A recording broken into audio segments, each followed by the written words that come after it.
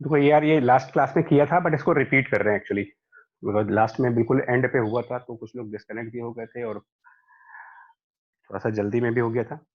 तो इसको एक बार फाइनली रिपीट करके और आज क्वेश्चंस के साथ इसको प्रैक्टिस कर लेते हैं। हालांकि पॉइंट जो एक्सप्लेन किए थे वो हमने यहाँ पर लिख भी दिया है आपको कि इस पे क्या क्या रीजंस होते हैं। 3 रीजंस आपको बताए गए हैं। नंबर 1 कि ड्यूरिंग द शॉर्ट टाइम, मतलब बहुत छोटे टाइम के लिए कोलिजन होता है। Short time of contact between the object and surface, surface exerts a large normal force, मतलब काफी बड़ा नॉर्मल फोर्स है जिसकी वजह से हम लोग ग्रेविटी को उस टाइम पर इग्नोर करते थे। नंबर 1 कंसेप्ट कि बहुत छोटा टाइम होता है, इम्पल्स अप्रोक्सीमेशन लगाते हैं और शॉर्ट टाइम का मतलब लगभग ये 0.01 सेकेंड्स के आसपास का टाइम होता है। और नॉर्मल फोर्स आपको बताया गया था कि 1000 न्यूटन के आसपास आती है। तो 10 के न्यूटन के आसपास की फोर्स होती है, तो उसमें ग्रेविटी को आप इम्पैक्ट के टाइम पर नेग्लेक्ट कर सकते हो, अप्रोक्सीमेशन। उसके बाद ये कहा गया था कि जो लार्ज नॉर्मल रिएक्शन फोर्स आती है उसकी वजह से जो वेलोसिटी का नॉर्मल कंपोनेंट होता है वो चेंज कर जाता है ई टाइम्स के थ्रू। मतलब ये कहा था कि अगर ये थीटा एंगल पर स्ट्राइक करे और वेलोसिटी को रिजॉल्व किया जाए दो डायरेक्शंस में, जिसमें से एक डायरेक्शन नॉर्मल के पैरेलल हो जिसको कि हम यू कॉस थीटा कहेंगे, और एक डायरेक्शन जो सरफेस के पैरेलल होगी, यानी फ्लोर के पैरेलल, वो यू साइन थीटा। तो प्रीवियस क्लास में ये बताया था आपको, लास्ट क्लास में ये डिस्कस किया था मेरे ख्याल से कि जो यू कॉस थीटा वाला कंपोनेंट है ये चेंज हो जाता है। मतलब कि अगर ये अल्फा एंगल पर रिबाउंड करे, अल्फा एंगल पर रिफ्लेक्ट करे, तो वेलोसिटी के कोलिजन के बाद वाली वेलोसिटी के जो दो कंपोनेंट्स मिलेंगे आपको कोलिजन के बाद वाली की, उसमें वी कॉस अल्फा फ्लोर के परपेंडिकुलर होगा और वी साइन अल्फा फ्लोर के पैरेलल। तो कंसेप्ट ये था कि जो परपेंडिकुलर वाला कंपोनेंट होता है और जो पैरेलल वाला कंपोनेंट होता है, और कोलिजन से पहले भी परपेंडिकुलर साइड पर यू कॉस थीटा है और पैरेलल साइड पर यू साइन थीटा है। तो पैरेलल वाले कंपोनेंट्स के बारे में कहा गया था कि ये चेंज नहीं होते हैं। वी साइन अल्फा की वैल्यू और यू साइन थीटा की वैल्यू में कोई फर्क नहीं आएगा, ये दोनों बराबर मिलते हैं आपको। पॉइंट नंबर 3 इसका रीजन है क्योंकि absence of any force parallel to the surface है, फ्रिक्शन कंसिडर नहीं किया है, इस वजह से ये बराबर मिलेगी आपको पॉइंट नंबर 3 की वजह से। और पॉइंट नंबर 2 की वजह से जो बाद की परपेंडिकुलर कंपोनेंट है वी कॉस अल्फा, वो ई टाइम्स पहले वाले के यू कॉस थीटा के। ये दो कंसेप्ट हैं आपके, मैं सीधा सा है। और इसके पीछे की सपोर्टिंग थ्योरी जो है वो न्यूटन लॉ ही है, जिसमें change of momentum is always force multiplied by time. तो जो डायरेक्शन फोर्स का होगा वही डायरेक्शन मोमेंटम के चेंज करने का भी होगा, सीधा सा कंसेप्ट है। तो क्योंकि फोर्स आपका नॉर्मल साइड पर है तो मोमेंटम भी नॉर्मल साइड में ही चेंज करेगा। टेंजेंशियल फोर्स नहीं है तो टेंजेंशियल फोर्स चेंज नहीं करेगा। और इसी दोनों इक्वेशंस को हम लोगों ने डिवाइड किया था, इक्वेशन 1 और इक्वेशन 2 को डिवाइड करके हम लोगों ने एक रिलेशन ऑब्टेन किया था कि tan alpha will be equal to tan of theta divided by e. ये एक रिजल्ट था हमारा, जिसके थ्रू आप एंगल ऑफ रिफ्लेक्शन फाइंड करते हो कि बॉडी कितने एंगल पर रीबाउंड करेगी। tan alpha equal to tan theta divided by e. और अल्फा निकालने के बाद क्या करेंगे, इक्वेशन 1 या इक्वेशन 2 का यूज करेंगे। अल्फा निकालने के बाद इक्वेशन 1 या इक्वेशन 2 को यूज करेंगे। ये अल्फा वाला रिजल्ट है, स्टैंडर्ड रिजल्ट है, मतलब इसको डायरेक्टली यूज करना होगा आपको, स्टैंडर्ड फॉर्म में चलेंगे, इसको डायरेक्ट यूज करेंगे। और अल्फा निकालने के बाद ये वाला कंसेप्ट फॉलो कर लेना कि जो सरफेस के पैरेलल वाली वेलोसिटी है वो चेंज नहीं होगी। मतलब या तो इक्वेशन 1 यूज कर लेना या इक्वेशन 2 यूज कर लेना, दोनों में से वी निकालते हैं, क्योंकि ज्यादातर क्वेश्चंस में ये अल्फा एंगल पूछा जाएगा और ज्यादातर क्वेश्चंस में ये वी पूछा जाएगा। दो चीजें पूछी जाती हैं, अल्फा और वी। ठीक है, तो जहां पे हमारी सरफेस के साथ कोलिजन होगी, वो किसी भी स्मूथ सरफेस के साथ अगर कोलिजन होगी तो कंसेप्ट यही लगाओगे आप। अब कुछ एग्जांपल्स में देखो, इसकी प्रैक्टिस दिखाएं आपको सर कहीं इसमें पे। ई क्या है? Restitution coefficient of restitution, okay sir, okay. ना मुझे पहले डिस्कस हो चुका है रेस्टिट्यूशन कोफिशिएंट। अब देखो इसको मैं एग्जांपल ध्यान से देखना आज। इसके कुछ वेरियस पॉसिबिलिटी दिखा दी, ये मैंने जनरलाइज किया था इसको। tan alpha equal to tan theta by e हमारा जनरलाइज केस था। लास्ट क्लास में इसको हम लोगों ने स्पेसिफिक भी देखा था कि अगर कोलिजन परफेक्टली इलास्टिक है, मतलब कि ई 1 है अगर, तो ई 1 हो जाएगा। तो आप चेक कर लो क्या रिजल्ट आएगा अगर ई की वैल्यू 1 कर देते हो, और ये रिजल्ट है tan alpha equal to tan theta upon e. तो अगर ई को हम 1 के बराबर पुट करते हैं तो अल्फा और थीटा बराबर आएंगे। और जब अल्फा और थीटा बराबर आएंगे तो फर्स्ट इक्वेशन में अगर आप अल्फा और थीटा को इक्वल रखते हो तो वी और यू भी बराबर आएंगे। दैट मीन्स कि अगर परफेक्टली इलास्टिक कोलिजन है तो बॉडी जो रिफ्लेक्ट होगी वो उसी स्पीड u से रिफ्लेक्ट होगी जिस स्पीड से आई थी, और अगर थीटा एंगल पर बॉडी आई थी तो थीटा एंगल पे ही रिफ्लेक्ट होगी नॉर्मल लाइन के साथ। नॉर्मल से जितने एंगल पर बॉडी स्ट्राइक करेगी उतने ही एंगल पर वापस रिबाउंड भी करेगी with the same speed perfectly elastic में। और ऑब्वियसली काइनेटिक एनर्जी का लॉस जीरो होगा, वो डेफिनेशन से ही आता है परफेक्टली इलास्टिक कोलिजन के। परफेक्टली इन इलास्टिक मतलब ई जीरो। ई जीरो वाले में यहीं पर अगर आप डिनोमीटर में ई को जीरो पुट कर दो, तो जैसे ही आप डिनोमीटर में ई की वैल्यू को जीरो रखोगे, tan theta divided by zero infinity हो जाएगा। और अगर tan अल्फा की वैल्यू इनफाइनाइट मिलेगी तो अल्फा की वैल्यू 90 डिग्री बन जाएगी। और अल्फा 90 डिग्री का मतलब ये होगा कि नॉर्मल के साथ 90 डिग्री एंगल बनेगा। और जब अल्फा की वैल्यू 90 डिग्री होगी तो फर्स्ट इक्वेशन लगाओ। फर्स्ट इक्वेशन में अगर हम अल्फा को 90 डिग्री के बराबर करेंगे तो v will be equal to u multiplied by sine theta. तो ये हमारा सेकंड केस आपको दिखाया मैंने। सेकंड केस कि अगर ये बॉडी थीटा एंगल पर आती है u स्पीड से, तो ये सरफेस के पैरेलल जाएगी, सरफेस के पैरेलल 90 डिग्री के एंगल पर जाएगी, और इसकी जो वेलोसिटी v होगी वो equal to u multiplied by sine of theta from the first equation, u sine theta से। और तीसरा केस ले लो आप जिसमें पार्शियली इलास्टिक है, मतलब कि e इक्वल टू 0 से 1 के बीच में कोई वैल्यू लाई कर रही है, तो उसके लिए तो रिजल्ट अभी डिस्कस किया गया है कि ये थीटा बनेगा और ये अल्फा बनेगा। तो यहाँ पर वो फॉर्मूला लगा लेना आप। बेसिकली सभी उसी फॉर्मूले से ही आ रहे हैं, tan alpha equal to tan theta divided by e करके लाएंगे। एक इक्वेशन ये फॉलो करेंगे और दूसरी इक्वेशन ये फॉलो करेंगे कि जो v cos अल्फा है वो e times v sine alpha के बराबर है, e times u sine alpha, u sine theta sorry ये। या फिर सेकंड इक्वेशन आप वो भी लगा सकते हो जो भी पीछे लिखा था, ये लगा लो, या फिर सेकंड इक्वेशन की जगह पर ये भी लिख सकते हो कि v साइन अल्फा की वैल्यू u साइन थीटा के बराबर है। मतलब कि सरफेस के जो पैरेलल वेलोसिटी होगी, सरफेस के पैरेलल वाली वेलोसिटी वो चेंज नहीं करेगी। तो यही तीन केसेस आएंगे आपके पास, या तो कोलिजन परफेक्टली इलास्टिक होगा, या परफेक्टली इन इलास्टिक होगा, या फिर उनके बीच का कोई केस होगा। ये तीनों के रिजल्ट्स हैं। एज एग्जाम्पल यहाँ पर देखो, फर्स्ट क्वेश्चन यहाँ पर लिया हुआ है, तो आप क्वेश्चन रीड करें तब तक इसका डायग्राम हम बनाते हैं यहाँ पर। तो hailstorms are observe to strike the surface of frozen lake. Frozen lake मतलब बेसिकली सॉलिड सरफेस हो गया। फ्रोजन लेक मतलब एक सॉलिड सरफेस पर, और लेक बेसिकली क्या होता है, आइस का होगा, तो आइस फ्रिक्शनलेस होती है, आइस पर फ्रिक्शन एब्सेंट होता है, तो इनडायरेक्टली वो फ्रिक्शनलेस कह रहे हैं। और 30 डिग्री एंगल पर आ रही है, 30 डिग्री विथ द वर्टिकल, और रिबाउंड हो रही है वो 60 डिग्री एंगल पर क्वेश्चन के हिसाब से। तो दैट मीन्स कि कोई ऑब्जेक्ट यहाँ पर आकर के स्ट्राइक हुआ और यहाँ से रिफ्लेक्ट करके वो वापस चला गया, और क्वेश्चन की जो इन्फॉर्मेशन है उसके हिसाब से वो वर्टिकल लाइन के साथ 30 डिग्री एंगल पर स्ट्राइक करता है और 60 डिग्री एंगल पर वापस जाता है। रिफ्लेक्ट वो 60 डिग्री एंगल पे हो रहा है।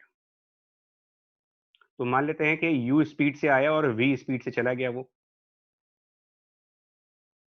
राइट। अब पहला रिजल्ट हम ये लगा देते हैं, tan of alpha equals to tan of theta divided by e वाला कंसेप्ट।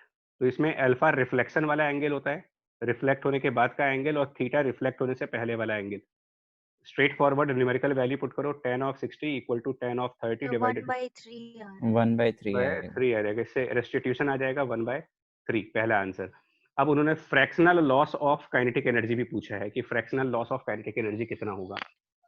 तो इसके लिए क्या करोगे, सेकंड कंसेप्ट लगाना है आपको। सेकंड कंसेप्ट ये है, मतलब ये तो फर्स्ट कंसेप्ट हो गया, और सेकंड कंसेप्ट जो हम फॉलो कर रहे हैं वो u साइन थीटा यानी कि u साइन 30 की वैल्यू और v साइन 60 की वैल्यू ये बराबर होंगी। इससे पहले v निकालेंगे कि v की value in terms of u कितनी आ जाएगी, तो वो u divided by root of 3। इसके बाद आप कैलकुलेट करो कि काइनेटिक एनर्जी कोलिजन से पहले कितनी थी और कोलिजन के बाद कितनी थी। कोलिजन से पहले वाली kinetic energy half m u square, और कोलिजन के बाद वाली काइनेटिक एनर्जी अगर निकालते हैं तो वो v स्पीड के करस्पॉन्डिंग आएगी, वो हो जाएगी half m v square.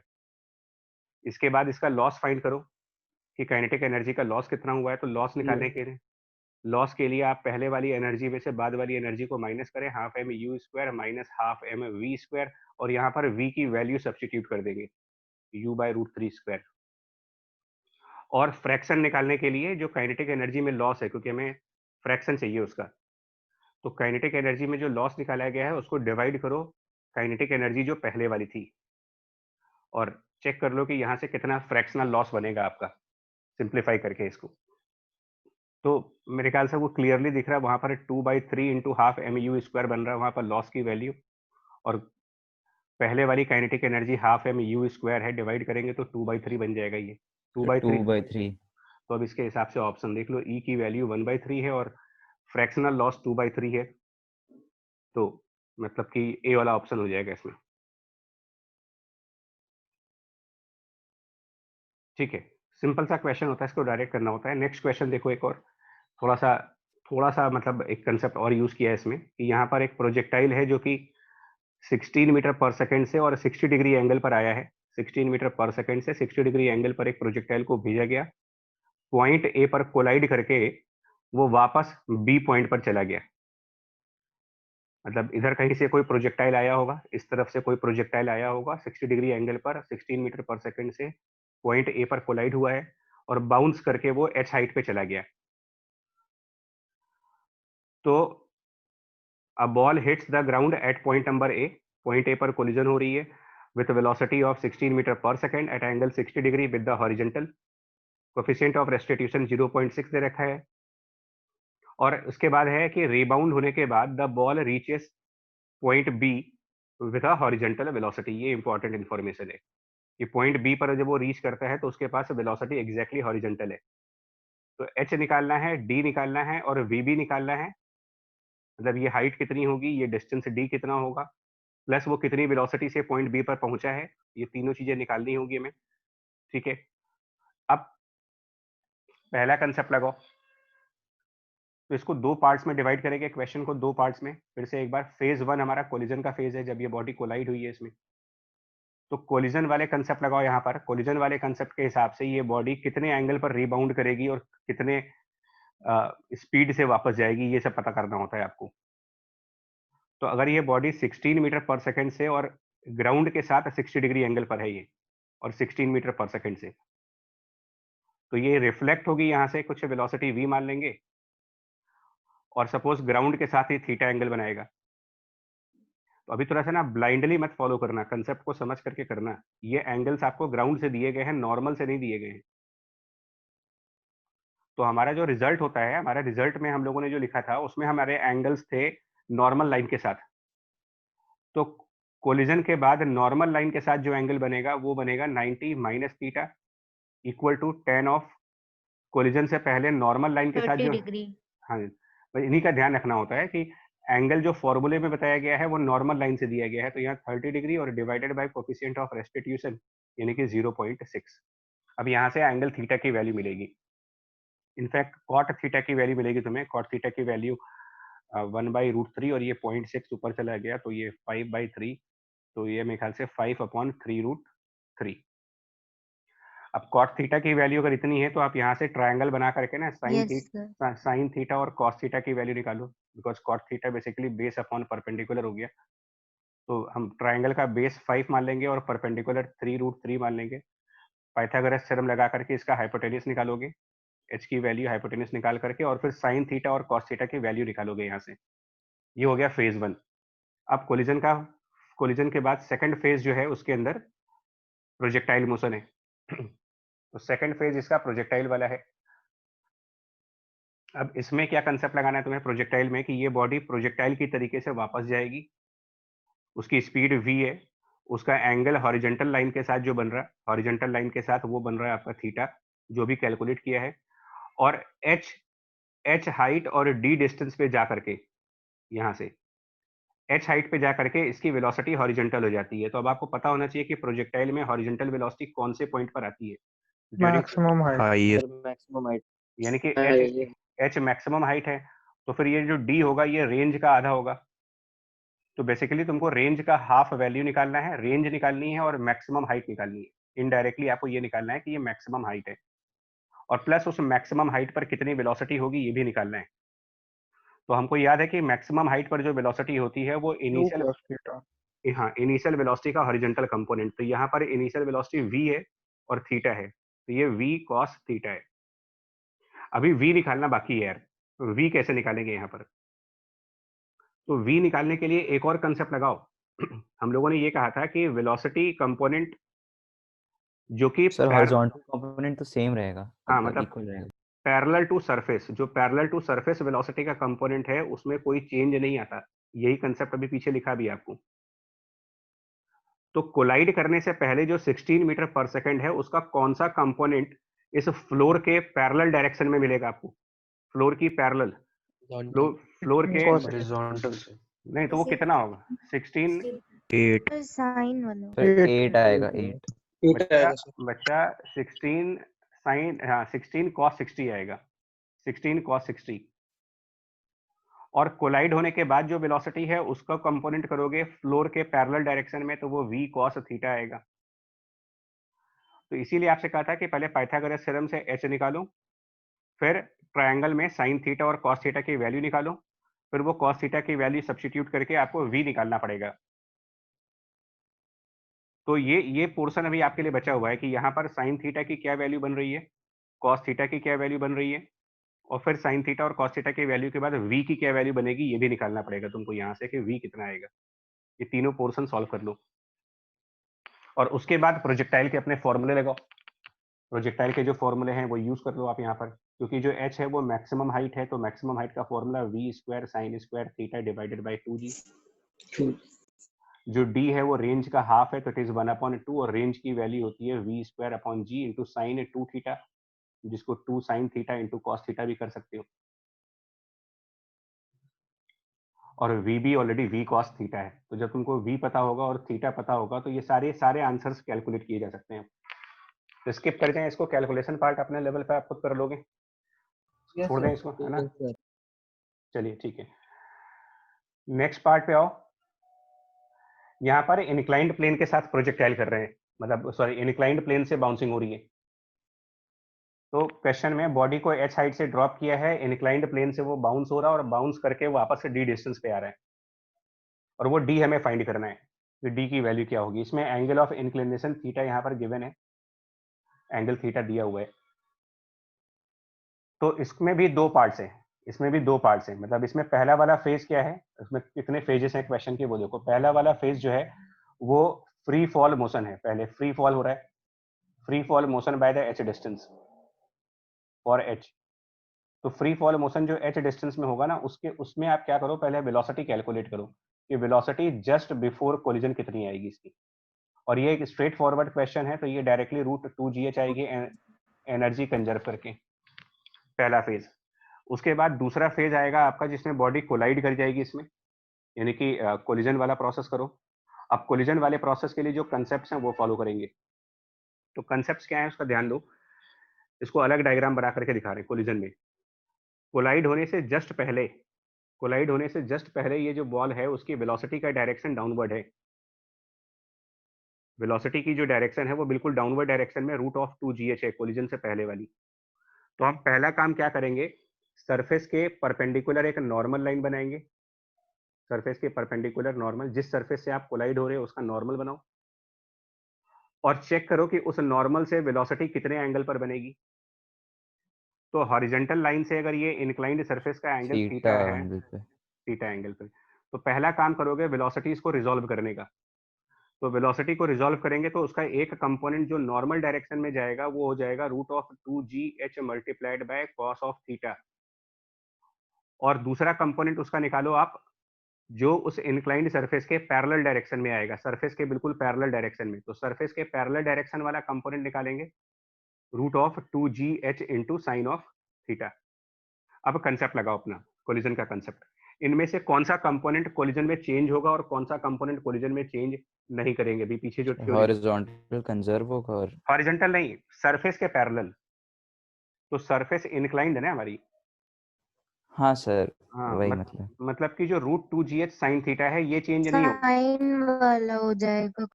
√2gh sign theta वाला चेंज नहीं करेगा, लेकिन √2gh कॉस थीटा वाला चेंज कर जाएगा, उसमें ई मल्टीप्लाई हो जाएगा। Yes sir.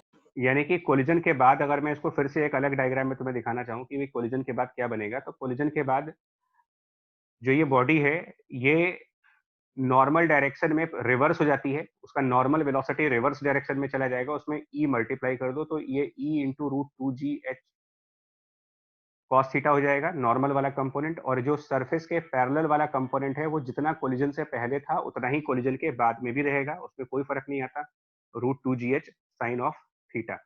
ये हो गया कोलिजन का प्रोसेस। अब इसके बाद आपका थर्ड फेज हो जाएगा कोलिजन में, फेज 3, जहां पर प्रोजेक्टाइल ऑन इंक्लाइंड प्लेन का कंसेप्ट लगाना है तुम्हें।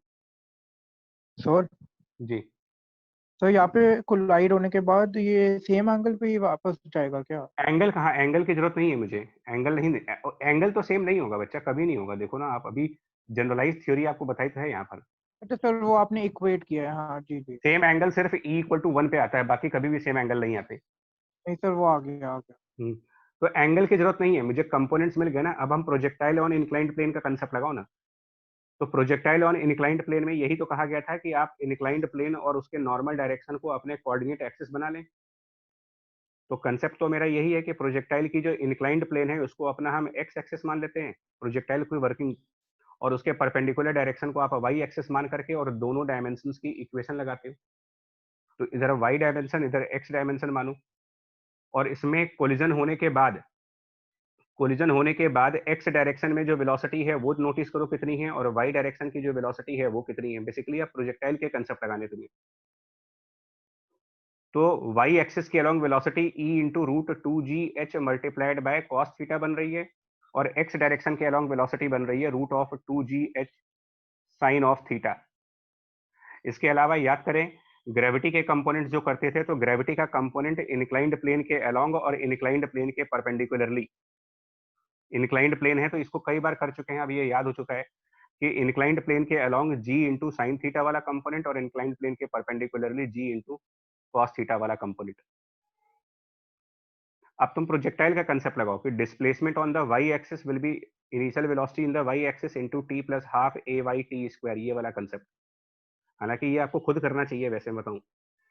और कितना डिस्प्लेसमेंट हुआ वाई एक्सिस के अलोंग, प्रोजेक्टाइल का अगर पूरा मोशन देखा जाए तो वाई एक्सिस के अलोंग क्या डिस्प्लेसमेंट किया है 0 इसने? 0।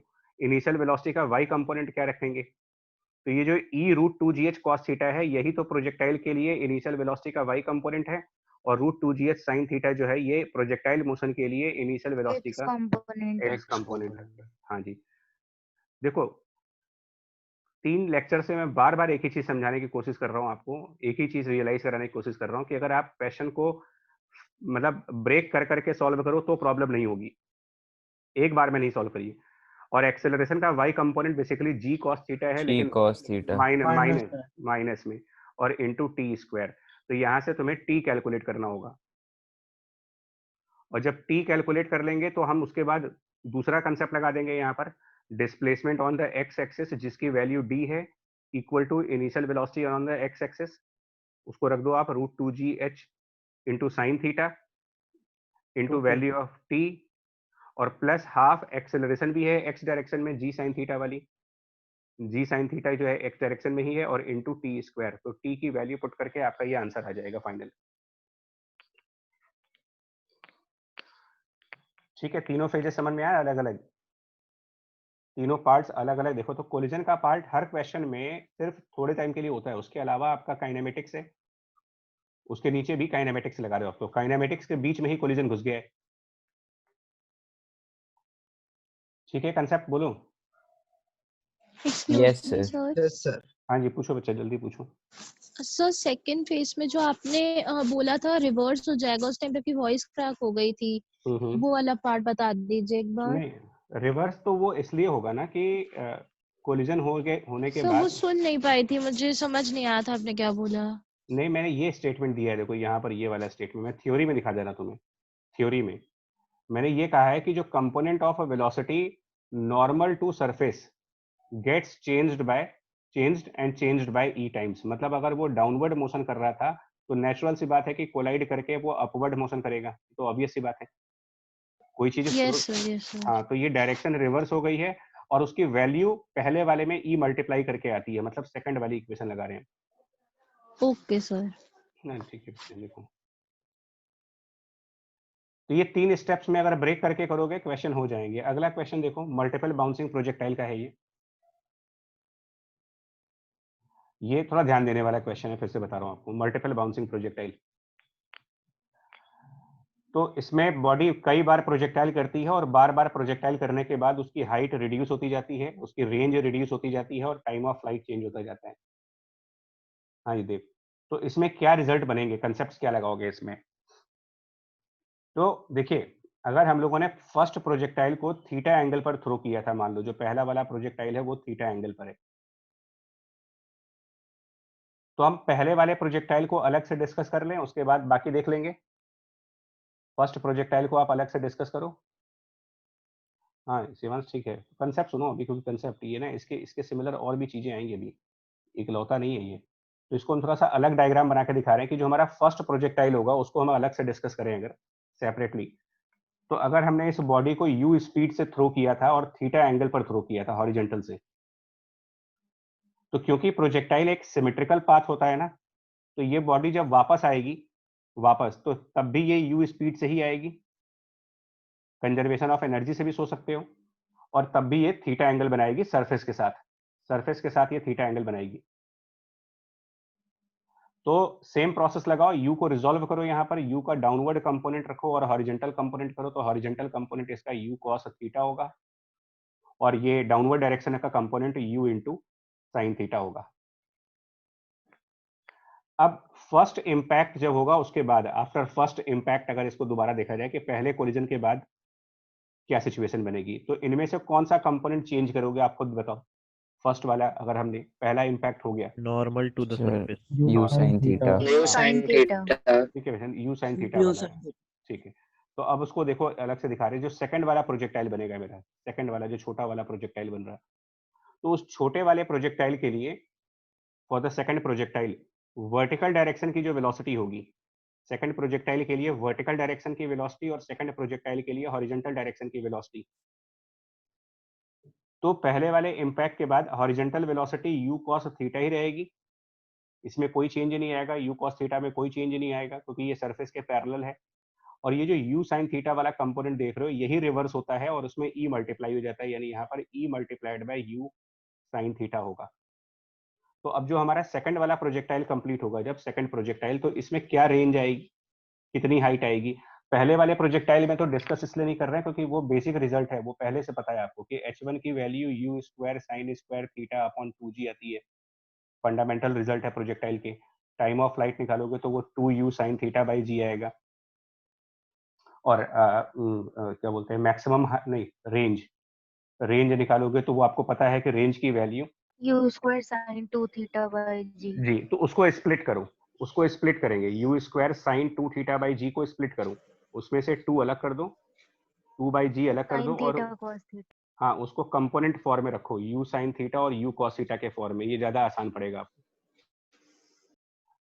अब इसको समझो क्या हुआ सेकंड वाले प्रोजेक्टाइल में, जब हम सेकंड वाले प्रोजेक्टाइल में H2 निकालेंगे, H2 की वैल्यू, तो कंपेयर करने वाले सिचुएशन है, फर्स्ट वाला प्रोजेक्टाइल जब हुआ था, पहली बार जब प्रोजेक्टाइल हुआ था, तो वर्टिकल वेलोसिटी और हॉरिजॉन्टल वेलोसिटीज क्या क्या थी नोटिस करो आप, कितनी वेलोसिटी वर्टिकल थी और कितनी वेलोसिटी हॉरिजॉन्टल थी। तो पहले वाले प्रोजेक्टाइल में वर्टिकल वेलोसिटी थी यू साइन थीटा और हॉरिजॉन्टल वेलोसिटी थी यू कॉस थीटा। तो यहाँ पर you square sine square theta का मतलब जो वेलोसिटी का वर्टिकल कंपोनेंट है उसका स्क्वायर है। यू साइन थीटा को अगर मैं वर्ड्स में लिखना चाहूँ तो वर्टिकल कंपोनेंट जो वेलोसिटी का है उसका स्क्वायर डिवाइडेड बाय 2g। तो सेकंड वाली प्रोजेक्टाइल में वर्टिकल कंपोनेंट वेलोसिटी का हमारा EU साइन थीटा है सेकंड वाले प्रोजेक्टाइल में। तो इस हिसाब से H2 की जो वैल्यू बनेगी square of the vertical component, तो वर्टिकल कंपोनेंट यहाँ पर EU साइन थीटा है, तो उसका स्क्वायर और divided bye 2g। Similarly time of flight को देखा जाए तो ये 2/g और u साइन थीटा को आप इस तरीके से समझो कि u साइन थीटा का मतलब अगेन वेलोसिटी का वर्टिकल कंपोनेंट। तो वर्टिकल कंपोनेंट यहाँ पर EU साइन थीटा है, तो इसको 2/g multiplied by EU sine theta के बराबर करेंगे। और रेंज में जो u साइन थीटा है ये वर्टिकल कंपोनेंट वेलोसिटी का लगा रहे और u कॉस थीटा वेलोसिटी का हॉरिजॉन्टल कंपोनेंट लगा रहे हो। तो R2 की वैल्यू जब निकालेंगे तो ये 2/g u sin थीटा की जगह eu sin थीटा और हॉरिजॉन्टल वेलोसिटी की जगह वापस u cos थीटा रखिए। इससे आपको क्या समझ में आएगा, अगर आप इसको ध्यान से देखोगे तो एक रिलेशन समझ में आएगा। एक रिलेशन ये आएगा कि जो h2 आएगा वो e स्क्वायर टाइम्स h1 होगा। हाँ जी सेवांश ठीक है, एक मिनट बच्चे, एक मिनट। और जो R2 आएगा वो e टाइम्स ऑफ R1 आएगा, और जो टाइम ऑफ फ्लाइट आएगा वो e टाइम्स ऑफ C1 आएगा। इसको वेरीफाई करो। तो अगले वाले प्रोजेक्टाइल में सेम आर्ग्यूमेंट लगाओ, क्या बनेगा नेक्स्ट प्रोजेक्टाइल में, थर्ड वाले केस में। थर्ड वाले में अगर आप सेम आर्ग्यूमेंट लगाओ तो h3 की जो वैल्यू बनेगी वो बनेगी e square times previous projectile की हाइट। R3 जो बनेगा वो e टाइम्स प्रीवियस प्रोजेक्टाइल की रेंज, और T3 बनेगा e टाइम्स प्रीवियस प्रोजेक्टाइल का टाइम ऑफ फ्लाइट।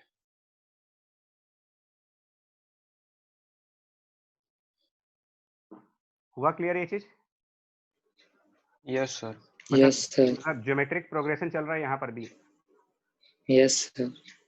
ठीक है चलो, मतलब वही लॉजिक देखो, एक ही कंसेप्ट के ऊपर ये सारे आर्टिकल्स हैं कि वेलोसिटी का एक कंपोनेंट ई से मल्टीप्लाई होकर के रिवर्स हो जाता है, और वेलोसिटी का दूसरा कंपोनेंट जो सरफेस के पैरेलल है उसमें कोई फर्क नहीं पड़ता।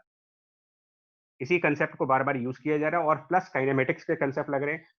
दो चीजें मिक्स हो गई हैं, दोनों को अगर आप अलग अलग करके देखोगे तो ईजी लगेगा। ये कोलिजन में क्या हुआ पहले ये देखा जाए, और कोलिजन के बाद जो क्या हो रहा है, यानी कि प्रोजेक्टाइल मोशन करते वक्त क्या हो रहा है उसको अलग से डिस्कस करो, उसमें प्रोजेक्टाइल वाली थ्योरी लगाओ। अब यहाँ पर किसी वॉल से कोलाइड करके मान लो कोलिजन किसी वॉल से हुआ है। अब इसमें कैसे निकालेंगे, देखो आपको ये निकालना है v कितना होगा और प्लस ये एंगल अल्फा कितना होगा। ये तो इसका भी आसान तरीका है, पहले तो आपको फॉर्मूला यूज करो, tan ऑफ अल्फा बराबर tan of theta divided by e वाला। तो अल्फा हम पहले निकालेंगे, tan alpha equals to tan of theta, theta की वैल्यू 30 डिग्री है, तो tan 30 डिग्री की वैल्यू और divided by coefficient of restitution e 0.75 3/4। तो यहाँ से tan अल्फा की वैल्यू मिल सकती है आपको, tan अल्फा 1/√3 यानी कि 4/3√3 फिर से हो गया tan अल्फा की वैल्यू। सेम प्रोसेस फॉलो करना है आपको, tan अल्फा निकालने के बाद सेम प्रोसेस लगाना है कि ट्रायंगल बनाओगे अल्फा, इसका मतलब परपेंडिकुलर 4 हो गया, बेस 3√3 हो गया। फिर से आप पाइथागोरस थ्योरम लगा करके इसके हाइपोटेन्यूज की वैल्यू निकालो कितना आएगा, और उसके बाद साइन अल्फा की क्या वैल्यू बनेगी और कॉस अल्फा की क्या वैल्यू बनेगी ये निकालो। और उसके बाद ये कंसेप्ट लगाओ कि वेलोसिटी कंपोनेंट जो कि वॉल के पैरेलल होगा, पैरेलल टू द वॉल, वो अनचेंज रहेगा, कोई फर्क नहीं आएगा उसके अंदर। ये वाला कंसेप्ट लगाओ, क्योंकि कोलिजन वॉल से हुआ है तो वॉल के पैरेलल में जो वेलोसिटी होगी वो चेंज नहीं करेगी। तो इनिशियल वेलोसिटी 20 को जब रिजॉल्व करेंगे दो डायरेक्शंस में, तो ये कौन सा कंपोनेंट इसका वॉल के पैरेलल जाएगा, खुद देखो यहाँ पर 30 डिग्री एंगल अगर ये बन रहा है तो उसमें से कौन सा कंपोनेंट 20 वाले को रिजॉल्व करे, तो वॉल के परपेंडिकुलरली ये 20 cos 30, वॉल के पैरेलल डायरेक्शन में 20 sin 30। sin 30। तो जो 20 sin 30 है ये वो कंपोनेंट है जो वॉल के पैरेलल है कोलिजन से पहले, और कोलिजन के बाद की जो वेलोसिटी v है उसको जब रिजॉल्व करते हैं तो उसका v cos अल्फा वॉल के परपेंडिकुलर है और v sin अल्फा वॉल के पैरेलल है। तो v sin अल्फा जो वॉल के पैरेलल है वो दोनों बराबर करो, पैरेलल टू द वॉल पहले वाली वेलोसिटी का कंपोनेंट और पैरेलल टू द वॉल बाद वाली वेलोसिटी का कंपोनेंट इक्वेट कर दो, और sin अल्फा आपको यहाँ से ट्रायंगल से निकालना होगा, तो जो sin अल्फा इस ट्रायंगल से निकला होगा उसको यहाँ पुट करो और फिर v की वैल्यू निकालो। क्या बन रहा आंसर अगर कर चुके हो तो, अगर sin अल्फा cos अल्फा की वैल्यू निकाल चुके हो तो उससे v, पहले हाइपोटेनस निकालना होगा तुमको पाइथागोरस थ्योरम से। हाइपोटेन्यूज 3√5 आया है। 16 प्लस ये 3 into 9 27, 16 प्लस 27 बनेगा ना ये तो, मतलब रूट 43 होगा। नहीं सर गलत कर दिया। बच्चा आप गलती ना करो जल्दी, 43 होगा रूट 43। 43 हाँ तो साइन 43 की वैल्यू 5√43/2 आएगी शायद। ठीक है, निकाल लेना v की वैल्यू यहाँ से। यस सर यही है। ठीक है, अब बच्चा ध्यान सुनना, अब जो टॉपिक आने वाला है इसमें प्रोजेक्टाइल एक वॉल से कोलाइड करके ना वापस आ गया, projectile hitting the smooth vertical wall and returning back. ये कंसेप्ट को ध्यान से करना जरा, क्योंकि इसमें हम मैथमेटिकल पार्ट शायद कम करें। अब वो आप लोगों पे डिपेंड करता है कि अगर आप इसको लॉजिकली समझ गए तो जल्दी हो जाएगा, नहीं तो मैथमेटिक्स लगानी पड़ेगी तो फिर काफी टाइम लगेगा हमें। तो इसमें जैसा कि फिगर देख रहे हो, एक प्रोजेक्टाइल को मान लो हम लोगों ने थीटा एंगल पर प्रोजेक्ट किया, यू स्पीड के साथ, यू स्पीड से थीटा एंगल पर प्रोजेक्ट किया। वो रास्ते में किसी वॉल से कोलाइड कर गई और वापस पलट करके पीछे आ गई पॉइंट डी पर। बॉल वापस पॉइंट डी पर आ गई और ये डॉटेड लाइन से आपको ये दिखाया गया है, डॉटेड लाइन से मतलब वॉल के राइट साइड पर जो डॉटेड लाइन दिखाई है वो आप समझ सकते हो कि ये डॉटेड लाइन किस चीज को रिप्रेजेंट कर रही है। वॉल के राइट साइड पर जो है, ये आपको बताया जा रहा है कि अगर ये बीच में वॉल इंटरप्ट ना करती, मतलब अगर ये वॉल ना होती तो नेचुरल सी बात है कि ये बॉल अपना पूरा प्रोजेक्टाइल मोशन कंप्लीट करती। समझ पा रहे हैं इसको? Yes yes sir. सर। देखो नितेश,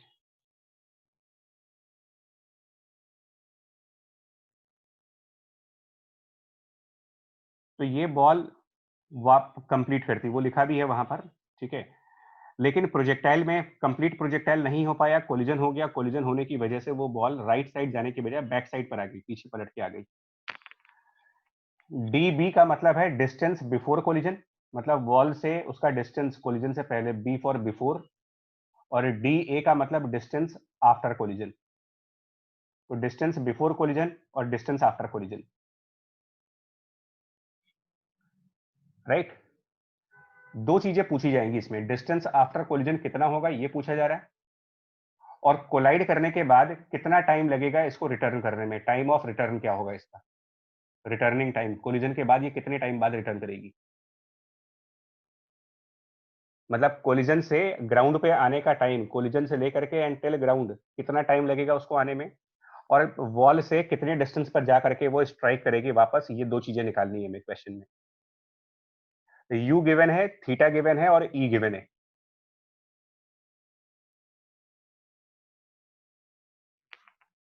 ठीक है, अब क्या कंसेप्ट लगाएंगे देखो। क्वेश्चन क्लियर हो गया तो आगे एक्सप्लेन करें इसको। पॉइंट समझ में आ गया कि निकालना क्या है मुझे इसमें? Yes sir. यस है ना? सर। Yes sir. सुनिए स्टेप 1। तो क्योंकि क्वेश्चन में पहले तो आपका ये प्रोजेक्टाइल मोशन हो रहा है, तो पहले जो प्रोजेक्टाइल मोशन हो रहा है उसकी बात करूं। कोलिजन से जस्ट पहले, कोलिजन से जस्ट पहले जो बॉल होगी उसकी वेलोसिटी का हॉरिजॉन्टल और वर्टिकल कंपोनेंट क्या दिखाओगे आप? कोलिजन से जस्ट पहले वेलोसिटी का हॉरिजॉन्टल कंपोनेंट और वेलोसिटी का वर्टिकल कंपोनेंट क्या दिखाएंगे? Sir horizontal u cos theta रहेगा, कंजर्व रहेगा। Answer vertical u sin theta minus g। Minus g t. Yes तो sir. Velocity just before collision, मैं अलग से दिखा दे रहा हूँ, velocity just before collision at point C, collision से जस्ट पहले की वेलोसिटी। तो उसमें प्रोजेक्टाइल का कंसेप्ट लगाएंगे तो हॉरिजॉन्टल वेलोसिटी उसकी u cos थीटा ही रहेगी, लेकिन वर्टिकल वेलोसिटी नेचुरल सी बात है वो चेंज होगी, क्योंकि स्टार्टिंग वाले पॉइंट पर उसकी vertical velocity u sin theta है, लेकिन पॉइंट सी तक जाते जाते ये u sin थीटा चेंज हो जाता है, u cos theta as it is रहता है प्रोजेक्टाइल के कंसेप्ट से। तो u sin थीटा वाला चेंज होगा और u sin थीटा वाला चेंज करके हो जाएगा u sin theta minus g into t, जिसमें t हमारा कौन सा टाइम है, तो t टाइम कहां से कहां तक का है, तो t is the time from point of a projection जहां से बॉडी को थ्रो किया गया है और till till the point C, मतलब प्रोजेक्ट करने से लेकर के पॉइंट सी तक जाने का टाइम वो हम ले रहे हैं। अब इसमें कोलिजन के बाद क्या वेलोसिटी आएगी, कोलिजन के बाद वाली वेलोसिटी अगर हम कैलकुलेट करें कि वेलोसिटी आफ्टर कोलिजन अगर निकालें, तो velocity just after collision check करो क्या बनेगी। वेलोसिटी जस्ट आफ्टर कोलिजन अगर कैलकुलेट करना हो उसमें, तो कौन सा कंपोनेंट इसमें से चेंज करोगे, u cos थीटा और u sin theta minus gt वाले में? u cos theta change u हो cos जाएगा। थीटा चेंज होगा, u sin थीटा तो माइनस ओके, gt तो कैंसिल u होगा। cos थीटा चेंज होकर के बन गया eu cos theta, u cos theta. और जो u sin theta minus gt है वो तो वैसे ही रहेगा, u sin theta minus gt की वैल्यू, उसमें कोई फर्क नहीं आएगा। अब कोलिजन के बाद ये एक प्रोजेक्टाइल मोशन भी हो रहा है। अच्छा, ये भी मान लेते हैं कि कोलिजन जो हुआ है ना वो h हाइट पे हुआ है। ये मान के चलेंगे कि कोलिजन की हाइट h है। तो ये h की क्या इक्वेशन बनाएंगे यार? बताओ, अगर मैं इक्वेशन फॉर h बनाना चाहूं, इक्वेशन ऑफ h, मैं h के लिए इक्वेशन बनाऊंगा और 2 बार बनाऊंगा। h की इक्वेशन 2 बार बनाएंगे, एक बार कोलिजन से पहले के लिए और एक बार कोलिजन से बाद के लिए, बिफोर कोलिजन, और एक बार उसी h की इक्वेशन बनाएंगे आफ्टर कोलिजन। और इसमें वो वाला कंसेप्ट लगाना है तुम्हें, displacement along the y axis will be written as initial velocity along y axis into t plus half acceleration on the y axis into t square. तो कोलिजन से पहले की अगर हम बात करें तो हम कौन सी वेलोसिटी को अपना इनिशियल वेलोसिटी मानेंगे? कोलिजन से पहले वाला। Sir u sine Q theta. sin U theta. sin theta। Minus Sin half theta. dt तो h की वैल्यू लिखोगे u, हाँ, h equal to u sine theta into t minus minus half. Half g t square. अच्छा, अब collision के बाद भी तो ये वापस एक प्रोजेक्टाइल है जो नीचे की तरफ आ रहा है, और उतनी ही हाइट नीचे आएगा ना, जितनी हाइट पे कोलाइड हुआ था उतनी हाइट नीचे भी आना है इसको, वापस h डिस्टेंस नीचे आना है। कोलिजन के बाद ये मतलब अगर h हाइट पे जाकर के कोलाइड किया है तो रिटर्न भी वो h हाइट ही करेगा, वापस भी h हाइट से आएगा वो। Yes sir. तो अब फिर से h की इक्वेशन, लेकिन अब जो इनिशियल वेलोसिटी, माइनस एच आएगा। हाँ बच्चा एक मिनट, अब हाँ माइनस h आएगा। अब इनिशियल माइनस h इसलिए आएगा बिकॉज डाउनवर्ड चल रहा है। इनिशियल वेलोसिटी क्या रखोगे कोलिजन के बाद वाली initial velocity? Vertical direction, U sin theta minus GT. u sine theta minus g T, इसको हम अपनी इनिशियल वेलोसिटी मानेंगे कोलिजन के जस्ट बाद में। और मैं रिटर्निंग टाइम को टी डैश डिनोट कर रहा हूं, रिटर्निंग टाइम को टी डैश। तो रिटर्निंग टाइम टी डैश और minus half g t square, ये सब प्रोजेक्टाइल की इक्वेशन है। अब आपको एक काम करना है सर t डैश स्क्वायर होगा ना? हाँ सॉरी ठीक है, हाँ T dash square, T dash square होगा। हाँ, अब एक काम करो, इन दोनों इक्वेशन की h की वैल्यूज को कंपेयर करो, दोनों h इक्वेट करो। h की दो इक्वेशन है, एक इक्वेशन कोलिजन से पहले बनाई गई है और एक इक्वेशन कोलिजन के बाद बनाई गई है। तो इन दोनों को जरा कंपेयर करो, क्या बनेगा? दोनों h अगर मैं कंपेयर कर दूं तो क्या इक्वेशन डेवलप हो रही है मेरे पास? तो अलग से करके दिखा रहे हैं, दोनों h को कंपेयर करना है। तो एक तरफ हमारे लिए h की वैल्यू थी u sine theta into T minus half g t square, ये हमने h लिखा था, और दूसरे वाले में माइनस h था तो उसका minus sine right side transfer कर देते हैं और h की वैल्यू बन जाएगी माइनस, और ब्रैकेट में यहाँ पर है u sine theta minus g T, बाहर टी डैश और minus half g T dash square. Sir वो प्लस हाफ प्लस हो जाएगा जी सर। स्क्वायर। अच्छा हाँ, माइनस ट्रांसफर किया था तो ये plus half g t square. ठीक है, अब हम क्या करेंगे ना, u साइन थीटा वाले टर्म्स को एक तरफ करेंगे, तो u साइन थीटा वाले टर्म्स को लेफ्ट हैंड साइड पर रखेंगे, तो यहाँ जाकर के ये बन जाएगा t plus t dash, u sine theta को लेफ्ट साइड ट्रांसफर करो, और minus half g t square जो लेफ्ट साइड पर है उसको राइट साइड पर लेके जा रहे हैं, तो राइट साइड पे जाकर के वो हो जाएगा हाफ जी टी स्क्वायर, और राइट साइड पर एक और टर्म है half g T dash square, और राइट साइड पर एक और फैक्टर है plus G T T dash. अब राइट साइड में अगर मैं हाफ जी कॉमन कर दूं तो ये टर्म बचेगा आपके लिए t plus t dash whole square, left side बचेगा हमारे लिए u sine theta into t plus t dash, और इसको अगर मैं सिंप्लीफाई करूं तो t plus t dash equal to 2 times u sine theta divided by g। अब ये रिजल्ट तो पहले भी कभी आ चुका है, 2u sine theta by g तो एक फेमिलियर चीज है। Sir total time total time of flight, क्या कंसेप्ट समझ में आया आपको? टोटल टाइम सेम रहेगा। मतलब कोलिजन से टाइम ऑफ फ्लाइट पे फर्क नहीं पड़ा, जाने का टाइम और आने का टाइम मिला दें तो वो टाइम ऑफ फ्लाइट आ रहा है। अगर t सेकंड्स इसको जाने में लगे और t डैश सेकंड आने में लगे तो t प्लस टी डैश उतना ही है जितना कि टाइम ऑफ फ्लाइट है। बट ये मैथमेटिकल प्रूफ मैंने दिया आपको पूरा, क्योंकि मेरी मैथमेटिक्स जल्दी आपके दिमाग में घुसती है। क्या लॉजिकली नहीं कह सकते थे इसको? मतलब इतनी मैथमेटिक्स लगाने की बजाय क्या कोई लॉजिकल वे नहीं है? फिजिक्स लगा के नहीं बोल सकते कि यार टाइम ऑफ लाइट में तो फर्क पड़ेगा ही नहीं? मतलब कोई कंसेप्ट हो साइन थीटा वाला कंपोनेंट चेंज नहीं हो रहा है इसलिए। साइन थीटा वाला कौन? हाँ ठीक है, देखो प्रोजेक्टाइल का टाइम ऑफ फ्लाइट वेलोसिटी के कौन से कंपोनेंट पे डिपेंड करता है, आप ये सोचो। मतलब टाइम ऑफ वो फ्लाइट, वर्टिकल कंपोनेंट पे डिपेंड साइन करता है और थीटा वो वाले चेंज ही नहीं हो कंपोनेंट रहा। पे। हाँ मतलब कुल मिलाकर के motion in y direction decide करता है कि टाइम ऑफ फ्लाइट कितना आएगा। टाइम ऑफ फ्लाइट के फॉर्मूले में वेलोसिटी के वर्टिकल कंपोनेंट्स का यूज किया जाता है, ना कि हॉरिजॉन्टल कंपोनेंट का। और इस कोलिजन से कौन सी वेलोसिटी पर फर्क पड़ रहा है, आप बताओ। कोलिजन से वेलोसिटी कौन सी बदल रही है? हॉरिजॉन्टल।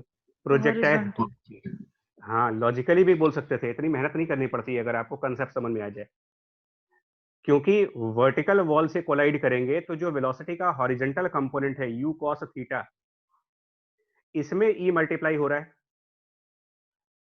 y डायरेक्शन के अलोंग वेलोसिटी जितनी कोलिजन से पहले थी उतनी ही कोलिजन के बाद भी है।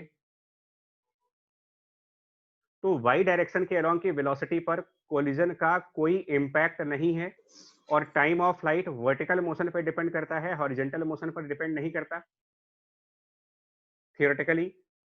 तो क्योंकि वर्टिकल मोशंस पर कोलिजन का इंपैक्ट नहीं है, तो कोलिजन हो या ना हो टाइम ऑफ फ्लाइट पे फर्क नहीं पड़ना चाहिए था लॉजिकल तरीके से। यानी कि अगर कोलिजन ना होता तो ये बचा हुआ प्रोजेक्टाइल भी आप टी डैश टाइम में करते और रिटर्न भी आप टी डैश टाइम में ही करोगे। मतलब प्रोजेक्टाइल कंप्लीट होने से जितने टाइम पहले आपने कोलाइड किया है उतना ही टाइम आपको रिटर्न करने में फिर लगेगा। फिर से स्टेटमेंट बोल रहा हूं, कोलिजन से पहले आपको टी टाइम लग गया, अगर कोलिजन ना होता तो बचा हुआ रिमेनिंग प्रोजेक्टाइल हम जितनी देर में कंप्लीट करते उतनी ही देर में हम रिटर्न भी करेंगे। लॉजिकली भी हाँ, फ्रिक्शन होता प्रणव तो फर्क पड़ता है। ये स्मूथ इसीलिए पहले ही हाईलाइट कर दिया है, स्मूथनेस की वजह से है ये सब कुछ। फ्रिक्शन होता तो डेफिनेटली टाइम ऑफ फ्लाइट में फर्क पड़ जाएगा, बट क्योंकि ये फ्रिक्शन वाला केस नहीं लिया है तो टाइम ऑफ फ्लाइट अनचेंज्ड है। इंपॉर्टेंट कंसेप्ट है, इसको ध्यान से रखना बच्चे, बता रहा हूं आपको, क्योंकि एक बार प्रूफ कर दिया है, बार बार प्रूफ नहीं होगा ये चीज। सर हाँ। तो जो आपने वो लिखा है वेलोसिटी जस्ट आफ्टर कोलिजन, तो उसमें जब पार्टिकल हमारे नीचे जा रहा है तो जो क्या कहते हैं वर्टिकल कंपोनेंट है you sine theta minus GT, उसका डायरेक्शन डाउनवर्ड होना चाहिए अपवर्ड की जगह। क्यों? ऐसा थोड़ी है, क्या बॉडी को हम ऊपर फेंकते हैं तो क्या वो नीचे नहीं आती? थोड़ा सा ऊपर जाके नीचे आएगी, ऐसा थोड़ी है।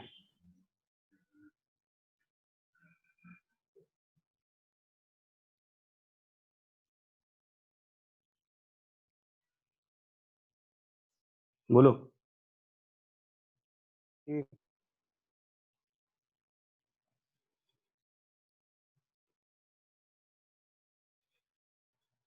देखो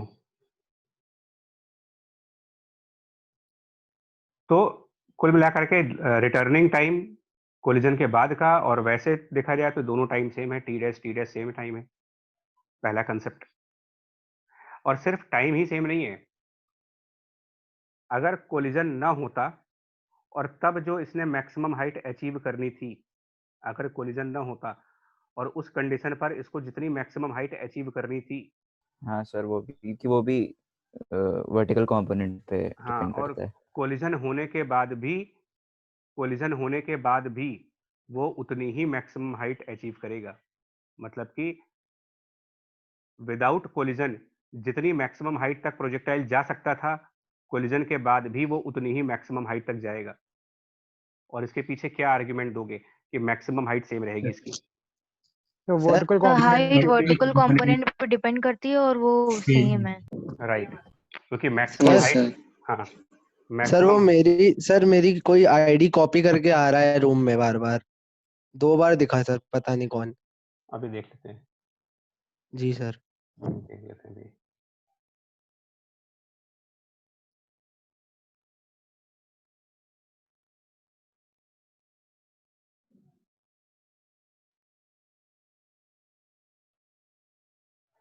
ये दो कंसेप्ट समझो पहले।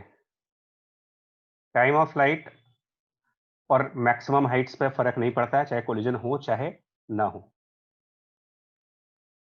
अब बात करते हैं ना, जो डिस्टेंस है डी ए वो कितना होगा, डी ए डिस्टेंस कितनी होगी। पहला वाला कंसेप्ट मैं एक बार और रिपीट कर दे रहा हूं कि टोटल टाइम बिना कोलिजन हुए और कोलिजन होने के बाद भी टोटल टाइम सेम रहता है, time of flight, maximum height same रहता है, प्रॉपर प्रूफ के साथ। अब बात करो डिस्टेंस की, तो कोलिजन होने के बाद डीए डिस्टेंस हम हॉरिजॉन्टल डायरेक्शन में जा रहे हैं। कोलिजन होने के बाद डीए डिस्टेंस हॉरिजॉन्टल, तो हॉरिजॉन्टल डायरेक्शन के लिए प्रोजेक्टाइल की जो इक्वेशंस होती हैं वो लगाते हैं यार। तो कोलिजन होने के बाद हमारे पास हॉरिजॉन्टल वेलोसिटी है ई यू कॉस थीटा कोलिजन के बाद, और उससे हम लोग डीए डिस्टेंस मूव कर रहे हैं हॉरिजॉन्टल साइड पे in a time of t dash. तो टी डैश टाइम में अगर हम हॉरिजॉन्टल डिस्टेंस से डीए मूव कर रहे हैं तो प्रोजेक्टाइल के हॉरिजॉन्टल डायमेंशन की इक्वेशन लगाओगे, तो डिस्टेंस ए मतलब कोलिजन के बाद का डिस्टेंस, हॉरिजॉन्टल वेलोसिटी ई u cos theta into time T dash, और इसमें कोई हाफ ए टी स्क्वायर नहीं लगाते हो क्योंकि हॉरिजॉन्टली कोई एक्सेलरेशन नहीं आती।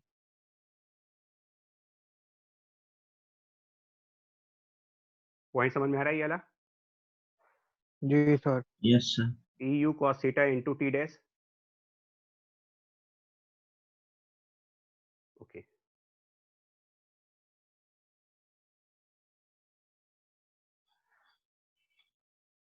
अच्छा, और कोलिजन होने से पहले क्या हुआ था यार? ये तो कोलिजन के बाद है, मतलब ये स्टोरी कोलिजन के बाद की है, आफ्टर द कोलिजन।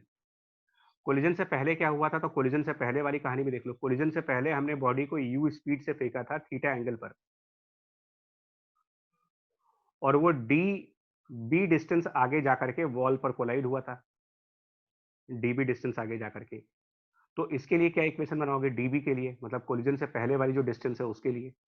तो इसमें horizontal velocity u cos theta है कोलिजन से पहले वाली इनटू टी, यानी इन दोनों को मिला करके ये कह सकते हो कि distance after the collision upon distance before the collision will be e times t dash divided by t. ये दूसरा रिजल्ट भी कह सकते हैं।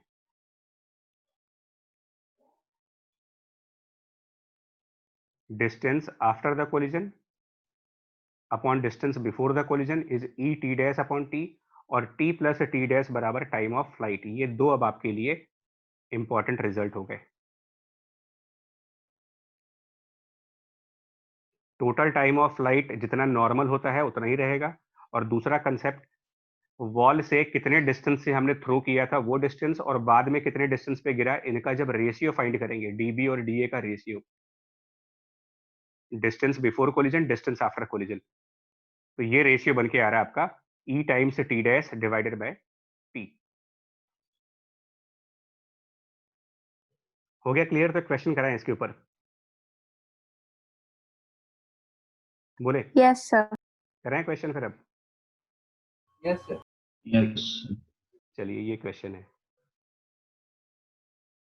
ट्राई करते हैं इसको कैसे करेंगे।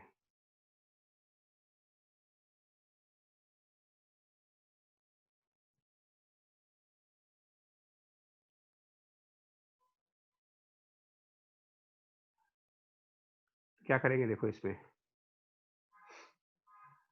a ball is thrown from a point at a distance of 15 meter from a smooth vertical wall, and after striking against the wall it returns to the point of a projection. Coefficient of restitution दे रखा है, angle of projection दे रखा है, तो initial velocity और time of flight पूछा है ना? क्या करेंगे देखो इसमें यार, क्वेश्चन के हिसाब से जो कहना चाह रहे हैं कि अगर हमने इसको यू वेलोसिटी से और 45 डिग्री के एंगल पर फेंका तो ये बॉडी जा करके इस वॉल से कोलाइड करती है, और एज पर द स्टेटमेंट ये वापस उसी पॉइंट पर आई जहां से थ्रो किया गया था, फिर से उसी जगह आ गई क्वेश्चन के स्टेटमेंट के हिसाब से।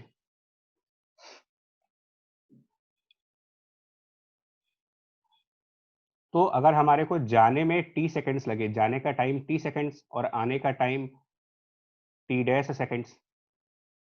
तो अभी हम लोगों ने कंसेप्ट लर्न किया था कि टी प्लस टी डैश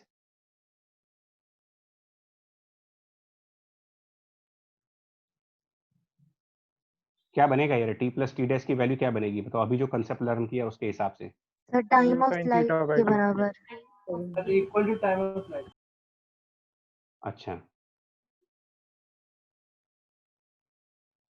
ठीक है, तो टी प्लस टी डैश की वैल्यू बन जाएगी टी प्लस टी डैश बराबर 2u और साइन थीटा मतलब साइन 45 डिग्री, तो 1/√2 अपॉन जी। ये हो गई फर्स्ट इक्वेशन।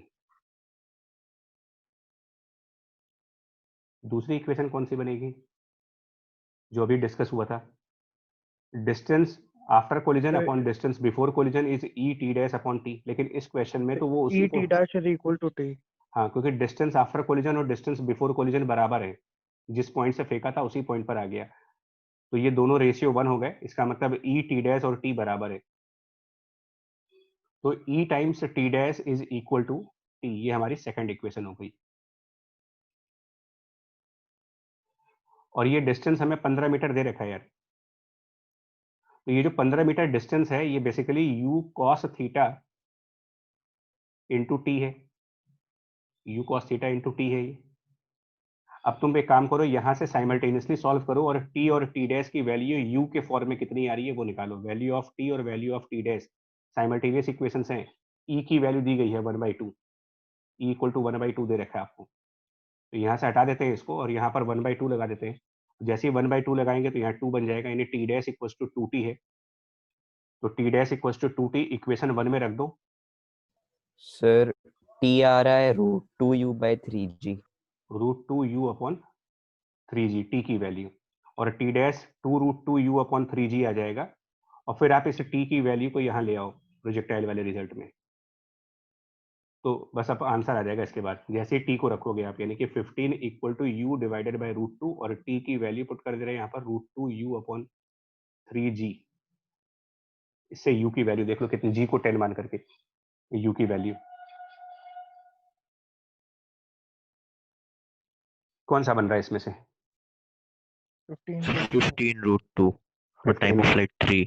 हाँ 15√2 आ गया, यानी कि बी और सी में से कोई एक ऑप्शन आया, 50-50 हो गया, ये लाइफ लाइन आ गई आपकी 50-50 वाली, बी या सी में से कोई एक। अब टाइम ऑफ फ्लाइट और निकालना है, तो वो टी प्लस टी डैश है, अभी हो जाएगा ना इसके बाद क्वेश्चन अब। Yes sir. चलो ठीक है सर ऑप्शन सी। हाँ सी ऑप्शन आ जाएगा, ठीक है। ये प्रूफ ध्यान रखना बच्चा, ये प्रूफ मिलता नहीं है नॉर्मली, बता रहा हूँ आपको, ये कोई नहीं बताएगा तुम्हें प्रूफ, लॉजिकली भी और सब्जेक्टिवली भी प्रॉपर प्रूफ जो है इस क्वेश्चन का। अब एक और इंटरेस्टिंग है यहाँ पर मल्टीपल बाउंस, इसमें वापस आकर के एक बार और रिबाउंड हो रहा, वो मतलब गया पॉइंट सी से कोलाइड करके पीछे आया और फिर एक बार बाउंस कर गया, तो इसमें मेन क्वेश्चन आपका ये डी निकालने का है कि डी कितना होगा, ये क्वेश्चन है मेनली आपका, वैल्यू ऑफ डी कितनी बनेगी। और क्या क्या गिवन है वो आपको बता रहा हूं, इसमें क्या क्या डेटा आपको गिवन होगा, न्यूमेरिकल्स में किसकी किसकी वैल्यू दी जाएगी वो मैं लिख दे रहा हूं, मतलब कि गिवन यानी कि नोन, जिनकी वैल्यूज क्वेश्चन में दी जाएंगी तुम्हें वो बता दे रहे हैं, तो यू की वैल्यू दी जाएगी, थीटा की वैल्यू दी जाएगी और ई की वैल्यू दी जाएगी और जी की वैल्यू, ये 4 चीजें दी गई हैं आपको। और टू फाइंड में वो डी फाइंड करना है कि ग्राउंड पर आने के बाद फिर से वो कितना डिस्टेंस जाएगा, डी, ये टारगेट है आपका।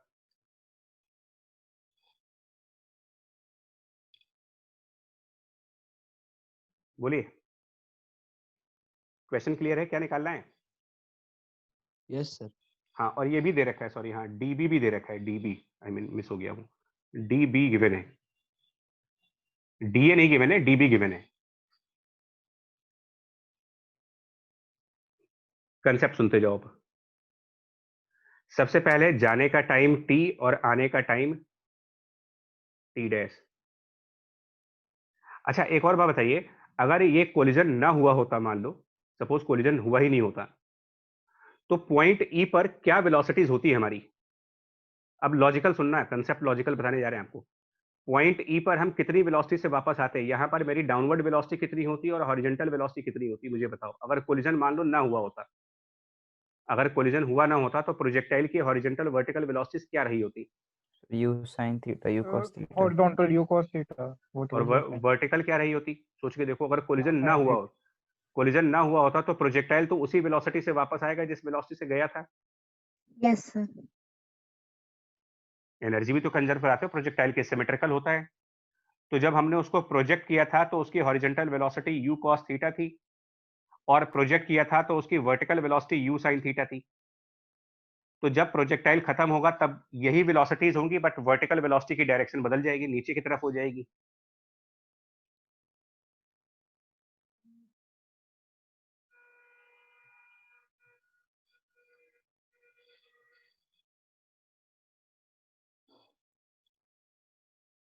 बोलिए।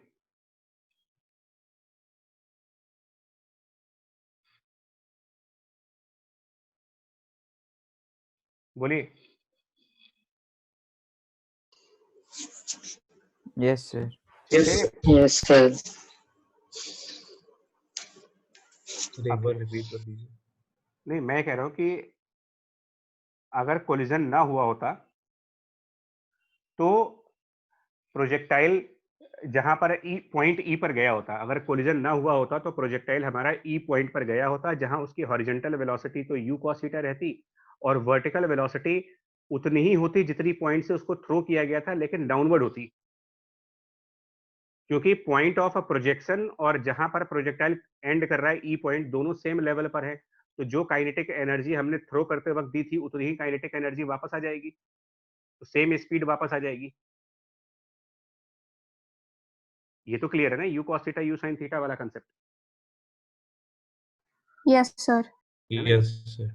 ओके, अब मुझे आप ये बताओ, कोलिजन होने के बाद, कोलिजन होने के बाद ये प्रोजेक्टाइल कितनी वेलोसिटी से पॉइंट डी पर आएगा? मतलब पॉइंट डी पर कितनी वेलोसिटी से आएंगे, मतलब कि velocity just before landing at point D, ये निकालना आपको। Just before landing at point D क्या वेलोसिटी दिखाओगे आप? पॉइंट डी पर लैंड करने से जस्ट पहले की velocity. Horizontal eu cos horizontal vertical u sin u theta cos minus theta gt u sin theta बच्चा minus gt minus gt dash. बच्चा ध्यान से करो, आप लोग गड़बड़ कर रहे हो। सुनो, स्टेटमेंट सुनो, मैं जो बोल रहा हूं आपको, स्टेटमेंट ध्यान से सुनिएगा। हॉरिजॉन्टल में तो eu cos थीटा होगा, ये अभी पीछे प्रूफ कर चुके हैं।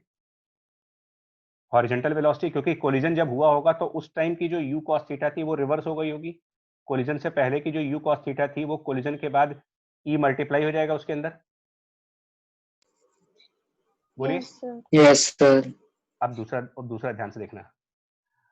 कोलिजन से पहले अगर y डायरेक्शन में, कोलिजन से पहले y डायरेक्शन में जो वेलोसिटी थी वो u sin theta minus gt थी, कोलिजन से पहले। फिर वापस इक्वेशन बनानी पड़ेगी। सुनिए, हाँ, अब इक्वेशन बना रहे हो क्योंकि आप लॉजिक नहीं लगा रहे हो। अगर लॉजिक लगाते तो इतना काम नहीं करना पड़ता हमें।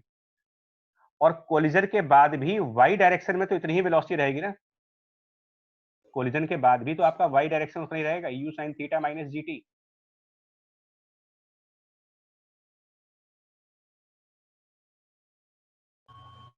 बोलिए। Yes sir. भाई कोलिजन से हॉरिजॉन्टल डायरेक्शन में e मल्टीप्लाई कर रहे हो ना, वर्टिकल डायरेक्शन में तो कोई मल्टीप्लाई कर नहीं रहे हो। तो वर्टिकल डायरेक्शन में कोलिजन से जस्ट पहले जो वेलोसिटी थी उतनी ही कोलिजन के जस्ट बाद भी है। yes sir है ना। और मान लो t डैश टाइम के बाद उसकी वर्टिकल वेलोसिटी को मैं vy मान लेता हूं, सपोज करो। तो अब इस प्रोसेस को जरा अलग से देखो, इस पूरे कंसेप्ट को आप अलग से एनालाइज करो। इस कर्व को अलग से दिखाते हैं आपको, ये कर्व अलग कॉपी करके मैं आपको दिखाता हूं क्या हुआ यहाँ पर। अलग से दिखाते हैं। मैं उस मोशन की बात कर रहा हूं जो मोशन है आफ्टर कोलिजन की बात करो आप। कोलिजन के बाद क्या मोशन हुई है? तो कोलिजन के बाद इस प्रोजेक्टाइल की हॉरिजॉन्टल वेलोसिटी है eu cos थीटा और वर्टिकल वेलोसिटी इसकी है u sin theta minus gt। और उसके बाद जब पॉइंट डी पर आ गए तो पॉइंट डी पर हॉरिजॉन्टल वेलोसिटी तो EU cos थीटा ही रहेगी, क्योंकि एक बार कोलिजन हो गया उसके बाद हॉरिजॉन्टल वेलोसिटी चेंज नहीं होगी, और हम वर्टिकल वेलोसिटी को डाउनवर्ड डायरेक्शन में Vy मान रहे हैं। अब आप इक्वेशन लगाओ ना y डायरेक्शन की, मतलब आप ये इक्वेशन लगाओ v equal to u plus AT वाली इक्वेशन लगाओ यस सर, यही कहा। For y axis. u sin theta minus gt एक माइनस मिनट, gt डैश। हाँ, और फाइनल वेलोसिटी क्या रखोगे v, तो Vy डाउनवर्ड है तो पहले यहाँ लिखो माइनस Vy। इनिशियल वेलोसिटी की जगह पर आपको रखना पड़ेगा u sin theta minus gt minus g, और a की जगह माइनस g और t की जगह t डैश। T dash. तो minus of Vy equal to u sin theta minus g common कर दो और t प्लस t डैश आ जाएगा यहाँ पर। और अभी पीछे प्रूफ किया गया है कि t t डैश सर वापस से u sin थीटा आ जाएगा। हाँ minus u sin theta downward Vy u sin theta आ जाएगा, इसका मतलब ये फिर u sin थीटा से नीचे आया। Yes sir. तो ये लॉजिकल था, बार बार आप इतनी मेहनत करवा रहे हो, लॉजिकल है, क्योंकि वर्टिकल कंपोनेंट जो कोलिजन की एब्सेंस में मिलता उतना ही वर्टिकल कोलिजन की प्रेजेंस में भी मिलेगा, क्योंकि कोलिजन ने वर्टिकल डायरेक्शन को डिस्टर्ब नहीं किया। कोलिजन से डिस्टरबेंस हॉरिजॉन्टल डायरेक्शन में जनरेट हुई है, वर्टिकल डायरेक्शन में कोई डिस्टरबेंस जनरेट नहीं हुई है। तो जो वर्टिकल आंसर आपका बिना कोलिजन के आने वाला था वही आंसर कोलिजन के बाद भी आने वाला है।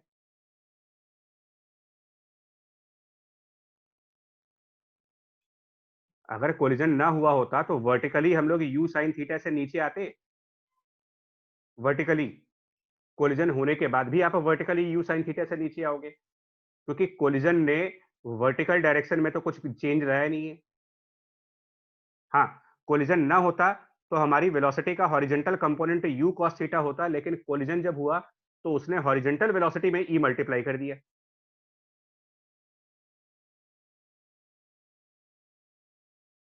आई बात समझ में या नहीं आ रही अभी? Yes sir. Yes sir.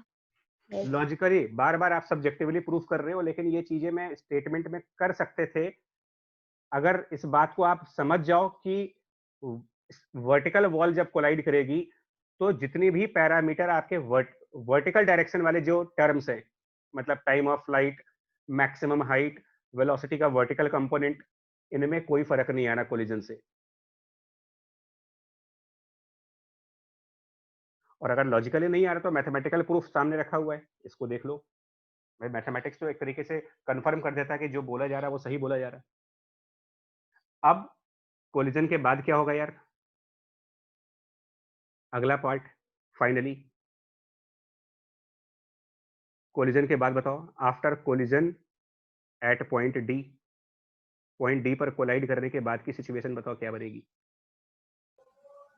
Sir अब की बार हॉरिजॉन्टल कंपोनेंट है वो कंजर्व हो जाएगा। फिर इसको अलग से, ये वाला ट्रेजेक्टरी अलग से लाते हैं यहाँ पर, ठीक है ना? यहाँ कहीं जगह नहीं बन रही, यहाँ लाते हैं।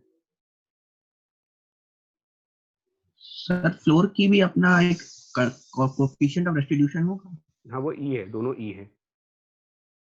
अब देखिए, तो अब जब कोलिजन हो गया तो कोलिजन होने के बाद डी पॉइंट पर जब कोलिजन होगा तो अब कौन सी वेलोसिटी बदलेगी? Velocity just before landing at point D में से कौन सा कंपोनेंट फ्लोर की वजह से बदलेगा? Vertical component. मतलब ये जो u sin थीटा है। Yes sir. Yes sir. तो ये ऊपर जाकर के EU sin थीटा बन जाएगा और हॉरिजॉन्टल वाला EU cos थीटा रहेगा। EU cos theta. तो अब क्या रेंज आएगी भाई? तो अभी पीछे हमने आपको एक चीज बताई थी कि जो रेंज होती है, जो रेंज निकालते हैं प्रोजेक्टाइल की, उसको कंपोनेंट फॉर्म में देखें तो ये 2/g into vertical component into horizontal component. E square और ऐड हो जाएगा, मतलब मल्टीप्लाई हो जाएगा। मतलब कि हाँ, अब जो d आएगा वो आएगा 2/g bracket vertical component EU sin theta, horizontal component EU cos theta. cos theta. ये कंसेप्ट लगाते जाओ।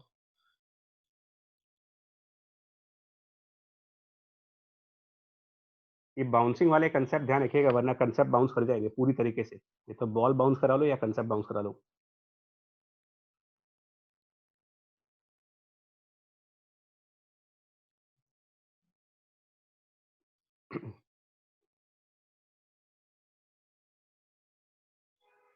इन केस अगर एक बार और बाउंस कर जाता है, ये यहां से बी पॉइंट के बाद फिर बाउंस कर जाता, तो क्या आगे की डिस्टेंस निकाल सकते हैं? अब कितना होगा ये? उसके बाद फिर बाउंस करता मान लो, सर वो ई क्यूब हो ई जाएगा। कम हो जाता है ई मल्टीप्लाई हो जाता, जीपी बन जाता। ई क्यूब हो जीपी जाएगा बन वो। जाती है। वो ये वाला कंसेप्ट हो गया, ई मल्टीप्लाई हो जाएगा। यस सर, यहाँ वाली जीपी। हाँ, तो ये इसके ऊपर ना आपको 2 क्वेश्चंस दे रहा हूँ, सेम क्वेश्चन है, इन्हीं बाउंसिंग को समझने के लिए। एक यहाँ पर क्वेश्चन है और एक यहाँ पर क्वेश्चन है, आप बाउंसिंग के कंसेप्ट समझेंगे यहाँ से। टाइम लगेगा, फ्री टाइम मतलब टाइम लगेगा, एटलीस्ट हाफ एन आवर किसी क्वेश्चन में लगेगा। और बट जब एक बार कर ले जाओगे, अपने आप कर ले जाओगे, तो ये मान के चला जाएगा कि आपके कंसेप्ट क्लियर है। इसका मतलब यहाँ पर अब आप बाउंसिंग वाले क्वेश्चंस कर सकते हैं,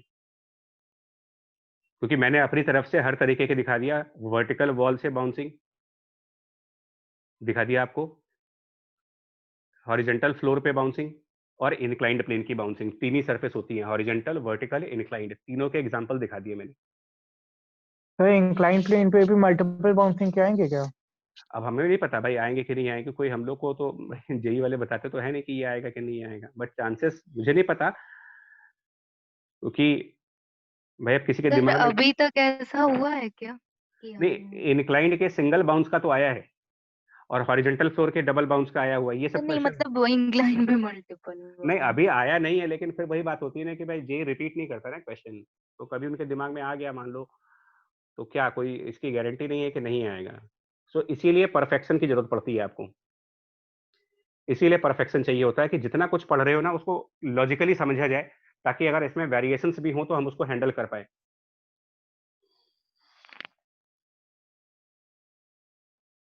और बहुत ही सिस्टमेटिकली इस लेक्चर को प्लान करके लाए थे तुम लोग के लिए, मतलब बहुत सिस्टमेटिक तरीके से आगे बढ़ रहे। एक और देखेंगे अभी, देखो यहां पर रफ सरफेस है, अब की बार रफ सरफेस से रिफ्लेक्शन हो रहा है। अभी क्या फर्क पड़ेगा? सर फ्रिक्शन आएगा तो दोनों ही डायरेक्शंस में चेंज होंगे। राइट, दोनों तो देखो component of velocity before collision, पहले देखो कोलिजन से पहले तुम लोग वर्किंग देखा करो, रिजल्ट मत देखा करो कि हम क्या गला रहे हैं, हमारे वर्किंग स्टेप देखा करो कि हम कौन कौन से स्टेप फॉलो करते हैं। तो बार बार मैं वेलोसिटी के कंपोनेंट करता हूं कोलिजन से पहले,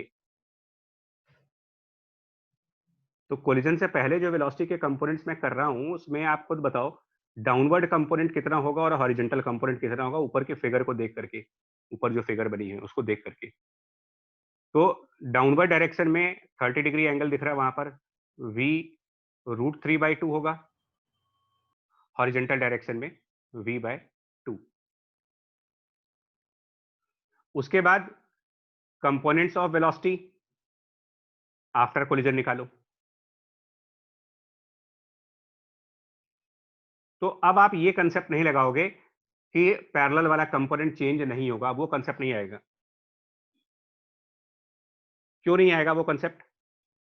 तो फ्रिक्शन इन्वॉल्व हो गया है हॉरिजॉन्टल में, तो इसका मतलब देखो, हाँ, तो जो वर्टिकल डायरेक्शन की वेलोसिटी होगी, वर्टिकल डायरेक्शन, उसमें तो ई मल्टीप्लाई कर देंगे, तो वो ई इंटू v√3/2 हो जाएगा। और हॉरिजॉन्टल वाली वेलोसिटी अब v/2 नहीं होगी, इसको कुछ vx मानना पड़ेगा तुम्हें, जो कि हमें सॉल्व करना होगा। vx निकालना पड़ेगा। कैसे? तो अब हम यहां पर न्यूटन लॉ या इम्पल्स मोमेंटम थ्योरम, जिसका ये कहना है कि change in the momentum is force multiplied by time, तो हम क्या करेंगे, इस इक्वेशन को एक बार y डायरेक्शन में अप्लाई करेंगे और इसी इक्वेशन को एक बार x डायरेक्शन में अप्लाई करेंगे।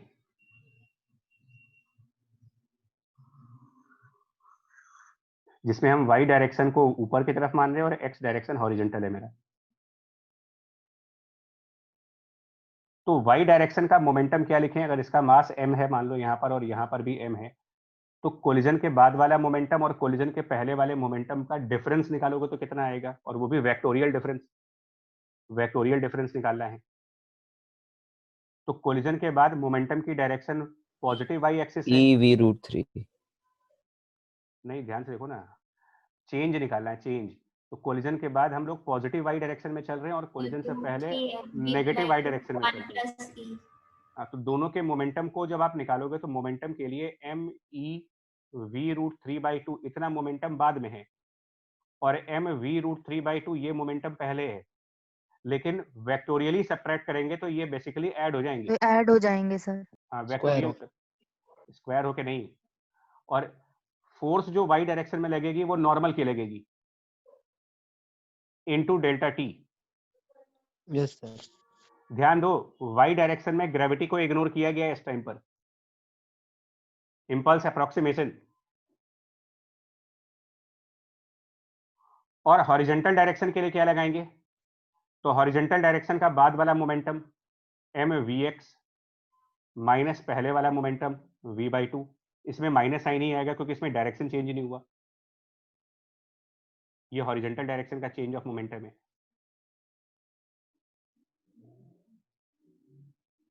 और हॉरिजॉन्टल डायरेक्शन में फ्रिक्शन काम करेगा म्यू एन।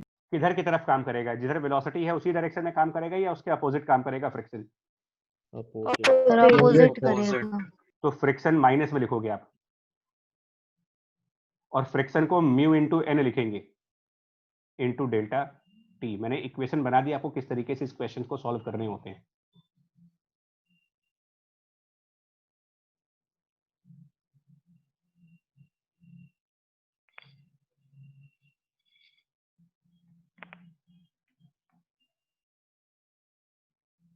ठीक है जी, यहां तक। हालांकि ये जो क्वेश्चन है मेरे ख्याल से गलत क्वेश्चन मेरे से आ गया है। इस क्वेश्चन में फ्रिक्शन है ही नहीं शायद, है ना? इस क्वेश्चन में फ्रिक्शन नहीं है मेरे ख्याल से, गलत क्वेश्चन टाइप मैंने कॉपी कर लिया है। सर एक डाउट सर पूछ ले। एक मिनट, ये क्वेश्चन बच्चा ना ये थोड़ा सा गड़बड़ हो गया। ये क्वेश्चन मेरे ख्याल से स्मूथ सरफेस का आ गया है। तो पहले इसी क्वेश्चन का आंसर देते तुम्हें, इस क्वेश्चन का आंसर कैसे लाओगे, है ना? ये गलत क्वेश्चन कॉपी हो गया है, सॉरी।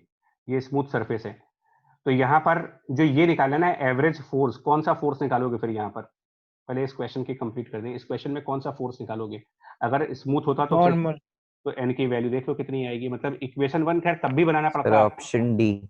इक्वेशन 1 तो आपको तब भी बनाना ही पड़ता है ना, डी ऑप्शन। और इन केस अगर फ्रिक्शन होता तो हम ये दो इक्वेशंस बना लेते, दोनों कंसेप्ट हो गए, क्वेश्चन भी हो गया। और अगर ये रफ सरफेस रहा होता, ठीक है, वो गलत क्वेश्चन पता नहीं कैसे हो गया हमसे कॉपी, बट ठीक है। हाँ, आप पूछो जो पूछना है जल्दी। तो ये पूछना है कि सर वेलोसिटी के जिन कंपोनेंट्स में नॉर्मल की वजह से चेंज आ रहा है उसमें हम E मल्टीप्लाई करते हैं, लेकिन फ्रिक्शन की वजह से जिन कंपोनेंट्स में चेंज आ रहा है उसमें E क्यों नहीं मल्टीप्लाई होता है? वो E इसलिए नहीं मल्टीप्लाई होता है कि न्यूटन लॉ में जो रेस्टिट्यूशन दिया जाता है वो उसकी जो एक्चुअल डेरिवेशन है, क्योंकि हमने डेरिवेशन नहीं करी है उसकी अभी तक कभी भी। तो न्यूटन लॉ ऑफ रेस्टिट्यूशन जो है ना कि वेलोसिटी वाला कंसेप्ट, रिलेटिव वेलोसिटी जो बाद में होती है वो E टाइम्स रिलेटिव वेलोसिटी पहले वाली, है ना? तो वो उस डेरिवेशन में ही नॉर्मल आता है। उस डेरिवेशन में, डेरिवेशन हमने स्किप करी हुई है, मतलब वो हमने अभी तक की ही नहीं है, इस वजह से कंफ्यूजन है। वो आगे एक जगह पर मैंने इसको लिखा भी है नोट्स बना करके फिर से, कि रेस्टिट्यूशन की इक्वेशन जो होती है वो वेलोसिटी की नॉर्मल कंपोनेंट्स पर अप्लाई होती है, टेंजेंशियल कंपोनेंट्स पर अप्लाई नहीं होती। ये प्रूफ है न्यूटन लॉ ऑफ कोलिजन का प्रूफ, जो हम लोगों ने नहीं किया है, मतलब इनफैक्ट हमारे सिलेबस में भी नहीं है, इसका प्रूफ हमारे सिलेबस में नहीं है। तो अभी आप इसको एक्सेप्ट कर लो कि बिकॉज लॉ है, वो भी न्यूटन जैसे आदमी का लॉ है, तो फिर इस पे कोई डाउट नहीं करना चाहिए हमें कभी। भदौरिया जी, ये सब जो इक्वेशंस हैं फिर गलती कर रहे हो तुम लोग को। ये लग रहा है कि मैं कुछ नई इक्वेशंस पढ़ा रहा हूँ, कोई नई इक्वेशन नहीं पढ़ा रहे हैं आपको। प्रॉब्लम प्रैक्टिस करवा रहा हूँ कि कंसेप्ट्स कैसे अप्लाई किए जाते हैं। अगर इनको इक्वेशंस मान करके अपना थ्योरी पार्ट बढ़ाओगे तो थ्योरी इतनी बल्कि हो जाएगी कि फिर रिवाइज करना मुश्किल हो जाएगा आप लोग के लिए। थ्योरी के पार्ट्स नहीं है सर, ये क्वेश्चंस की एप्लीकेशंस हो रही है।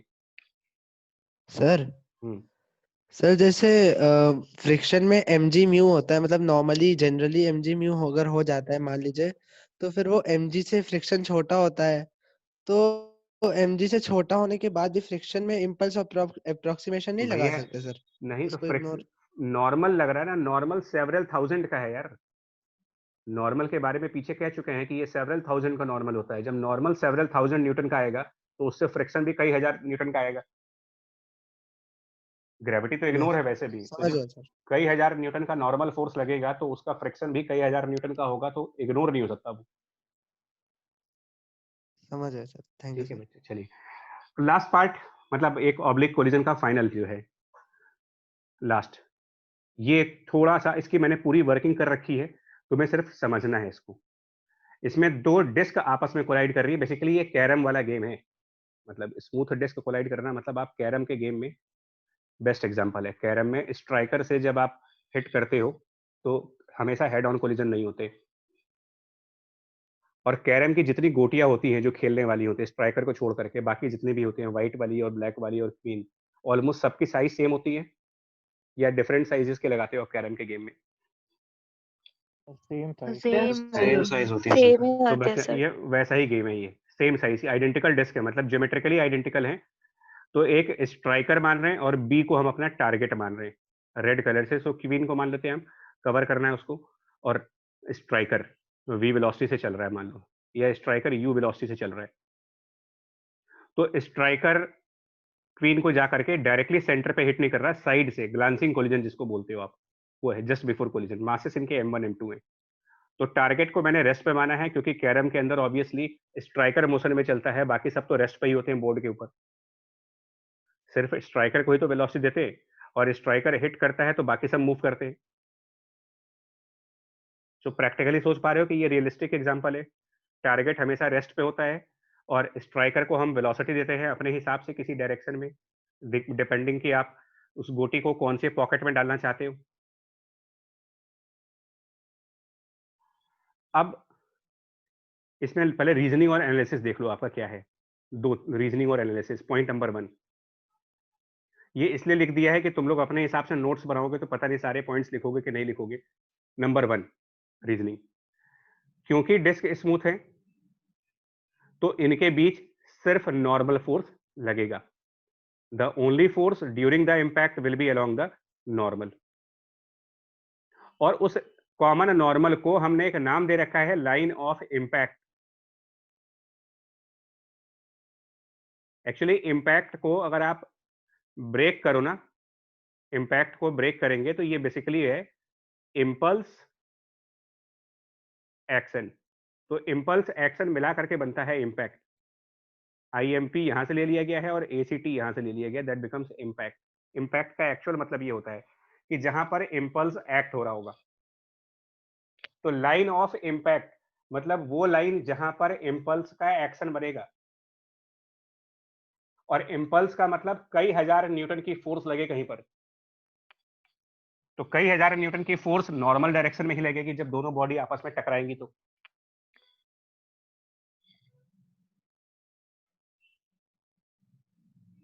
मतलब अगर मुझे इसमें आपको लाइन ऑफ इम्पैक्ट ड्रॉ करना हो तो मैं एक लाइन बनाऊंगा, कहां पर देखो, जहां पर ये दोनों डिस्क आपस में जहां पर ये दोनों डिस्क आपस में टच कर रहे हैं, इसको नाम दोगे पॉइंट ऑफ कांटेक्ट। जहां पर ये दोनों आपस में टच हो रही है, पॉइंट ऑफ कांटेक्ट। और वहां पर एक लाइन बनाओ जो दोनों डिस्क की सेंटर से क्रॉस करते हुए जाए, दोनों डिस्क के सेंटर से क्रॉस करे। ये लाइन जो दोनों डिस्क के सेंटर से क्रॉस करेगी, यही लाइन हमारे लिए कॉमन नॉर्मल है,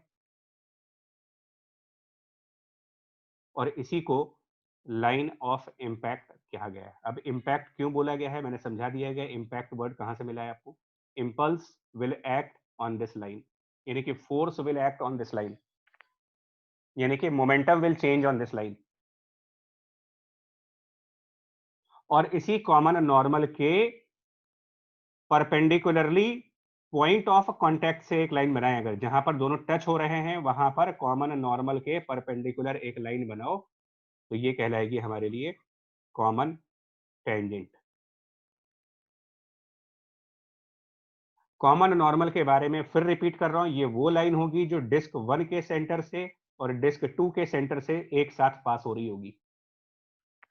दोनों के सेंटर लाइन से जो लाइन जाएगी वो कॉमन नॉर्मल है, और इसके एग्जैक्टली 90 डिग्री एंगल पर जो लाइन बनाओगे वो कॉमन टेंजेंट है। दोनों बॉडी कोलाइड करते वक्त एक दूसरे पर कौन से लाइन के अलोंग फोर्स लगा रहे हैं और कौन सी लाइन के अलोंग फोर्स नहीं लगा रहे हैं, ये 0.2 और 0.3 में आपको क्लियर किया है। सिंस देखो फोर्स किधर लग रहा है 0.1 में, the only force during the impact will be along the normal. अब आप खुद सोचो, आपको न्यूटन लॉ से समझा देते हैं। न्यूटन लॉ कहता है कि v बराबर u प्लस AT। इसको वेक्टर फॉर्म में लिखो तो v बराबर u और a को आप वेक्टर फॉर्म में कह सकते हो, it is the force divided by mass into time. अब अगर किसी के लिए u 0 है, सपोज करो किसी का u 0 है, तो उसके लिए v की जो वैल्यू आएगी वो f upon m into T आएगी। मतलब जो डायरेक्शन f का होगा वही डायरेक्शन v का भी हो जाएगा। अगर किसी कोई बॉडी इनिशियली रेस्ट पे है, पहले से 0 वेलोसिटी पर है, तो उसमें जिस डायरेक्शन में फोर्स लगेगी उसी डायरेक्शन में वेलोसिटी भी आएगी। यही आपका पॉइंट 2 है। Since the target was initially at rest, its motion after the impact must be in the direction of force exerted on it, जो कि नॉर्मल लाइन है। यानी कोलाइड करने के बाद ये रेड वाली डिस्क इसी नॉर्मल लाइन के अलोंग ट्रेवल करना स्टार्ट कर देगी, अलोंग दिस नॉर्मल लाइन। और स्ट्राइकर के बारे में क्या होगा? स्ट्राइकर तो पहले से रेस्ट पे नहीं है, स्ट्राइकर पहले से चल रहा है।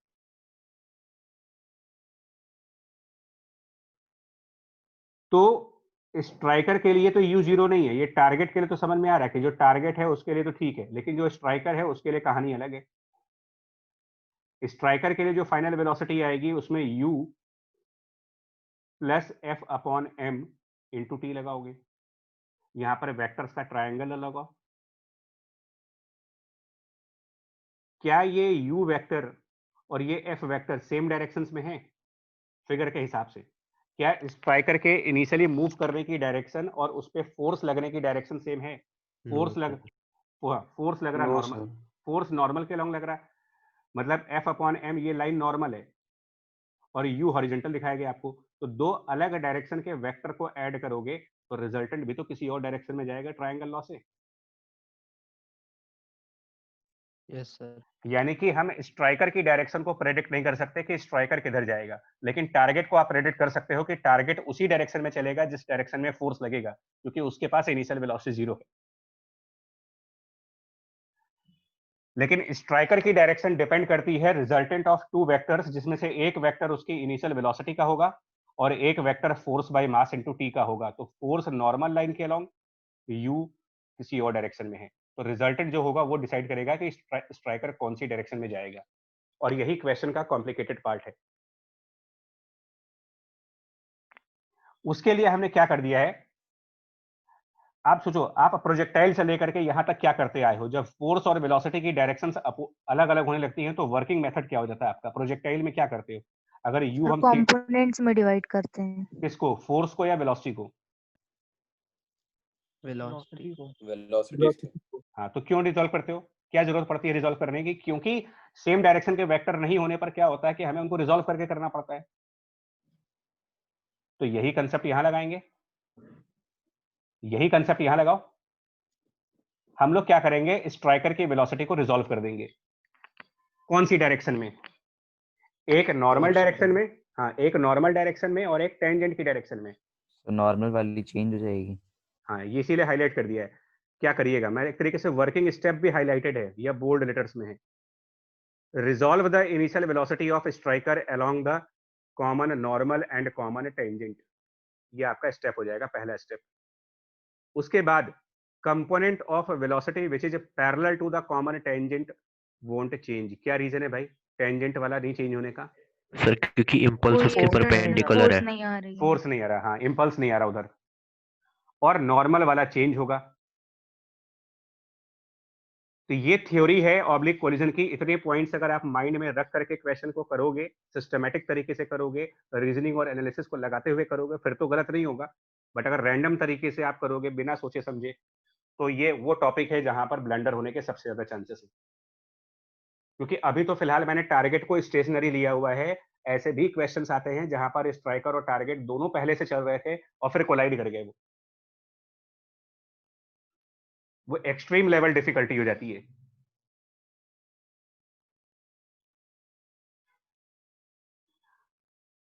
अब इसको मैं इन स्टेप्स को ना एक और पेज पे दिखा रहा हूं आपको मैंने क्या क्या किया है। देखिए इसकी वर्किंग यहां पर दिखा देते हैं क्या क्या किया है मैंने। पहला स्टेप क्या करना है आपको, step number 1, observe the motion just after the collision. मतलब आपको ये क्वेश्चन, ऑब्जर्व का मतलब क्वेश्चन पढ़ करके आपको ये समझना होता है कि जस्ट बिफोर कोलिजन कौन सी बॉडी कहां जा रही है, क्या डायरेक्शन है वेलोसिटी के। ये स्टेप नंबर 1 है। तो हमने कॉमन नॉर्मल बनाया है, कॉमन टेंजेंट बना रखा है, इनिशियल वेलोसिटी। स्टेप नंबर 2 आप क्या करोगे, रिजॉल्व करना है आपको वेलोसिटी ऑफ स्ट्राइकर को अलोंग द नॉर्मल और अलोंग द टेंजेंट। तो ये रिजॉल्व कर लिए। अब क्या आंसर्स आएंगे, सपोज करो ये u वेलोसिटी है और ये नॉर्मल से थीटा एंगल पर है। तो अब हम इसको रिजॉल्व करेंगे। तो नॉर्मल के अलोंग जो कंपोनेंट मिलेगा आपको, नॉर्मल के अलोंग, ये ऑब्वियसली u cos थीटा वाला कंपोनेंट, और नॉर्मल के परपेंडिकुलरली जो कंपोनेंट है वो u multiplied bye sin theta वाला कंपोनेंट। स्टेप नंबर 2 पे ये काम करना है। ये दोनों जस्ट बिफोर कोलिजन है। Step number 3 which is just after the collision, एक बार फिर से आपको ऑब्जर्व करना है वेलोसिटी क्या होगी। देखिए इक्वेशंस बना करके वेलोसिटी की वैल्यू निकाली जाती है। वेलोसिटी का डायरेक्शन आपको थ्योरेटिकली सोचना पड़ता है कि कौन सी बॉडी कहां जाएगी, ये दिमाग लगा करके सोचना होगा। इक्वेशंस में वैल्यू निकलती है, डायरेक्शन नहीं निकलती कभी। तो टारगेट क्योंकि रेस्ट पे था तो वो नॉर्मल लाइन पे ही जाएगा। मान लेते हैं इसकी वेलोसिटी v1। अब ये मेरे लिए अननोन है। और जो हमारा स्ट्राइकर था उसका टेंजेंट के पैरेलल वाला कंपोनेंट तो जितना पहले था उतना ही रहेगा, और नॉर्मल वाला कंपोनेंट उसका चेंज हो जाएगा, उसको v2 मान लेते हैं। मतलब ये जो u cos थीटा आप देख रहे हो जो कि नॉर्मल लाइन पर है, यही पीछे थ्योरी में समझाया गया है। Component of velocity which is parallel to common tangent won't change and which is along the common normal must change।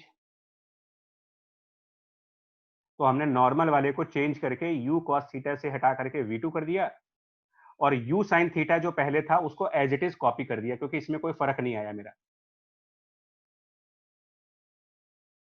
अब स्टेप नंबर 4 आया, ये एनालिसिस का पार्ट था, विच में आपको ये आइडेंटिफाई करना है कि आपके क्वेश्चंस में क्या अननोन्स हैं, और फिर उनके लिए हम कौन सी इक्वेशंस बनाएंगे। तो आइडेंटिफाइंग द अननोन्स, तो अननोन मेरे को पता चलेगा कि v2 और v1 अननोन है, 2 अननोन है, मतलब कि कम से कम 2 इक्वेशन बनानी पड़ेंगी।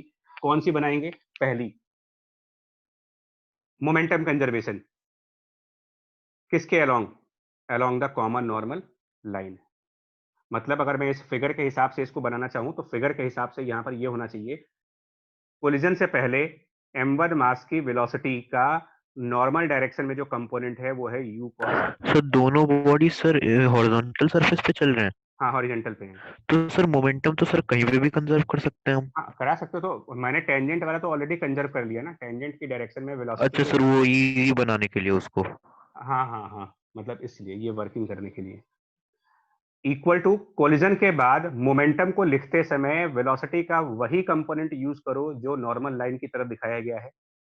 एक्चुअली काम करेगा, ये थोड़ा सा गड़बड़ हो गया है क्योंकि m1 के साथ हमको v1 लिखना चाहिए, वो मैच नहीं कर रहा, मैचिंग नहीं बन रही है, और यहाँ पर v2 लिख दे रहे हैं क्योंकि 2 से 2 मैच करे, 1 से 1 मैच करे, बस ये रीजन है।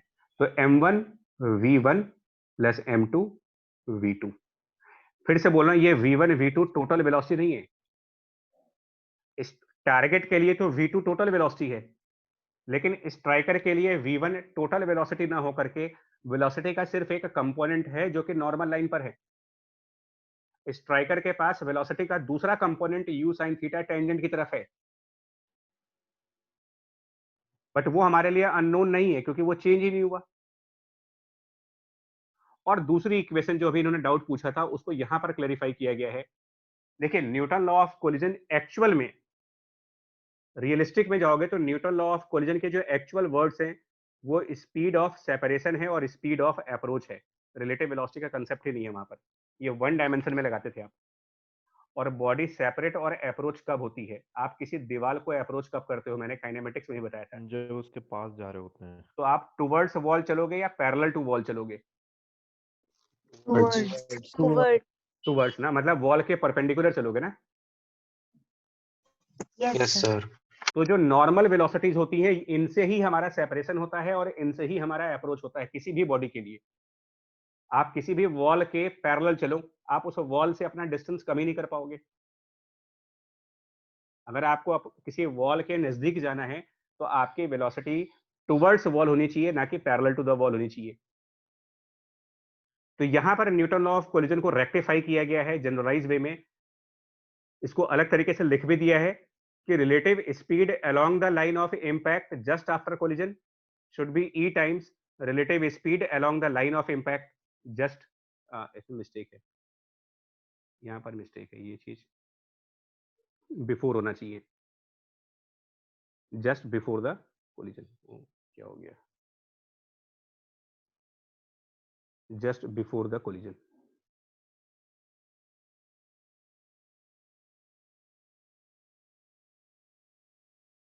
यानी यहां पर क्या इक्वेशन बनेगी देखो, मतलब कुल मिलाकर के टेंजेंट वाले वेलोसिटी को इग्नोर कर दो ना थोड़ी देर के लिए, भूल जाओ उसको, थोड़ी देर के लिए टेंजेंट वेलोसिटी को भूल जाओ, तो ये एक हेड ऑन कोलिजन जैसी चीज हो जाएगी। आप भूल जाओ यू साइन थीटा को कुछ टाइम के लिए। तो कोलिजन से पहले नॉर्मल डायरेक्शन की वेलोसिटी है यू कॉस थीटा, उसमें ई मल्टीप्लाई करेंगे, और कोलिजन होने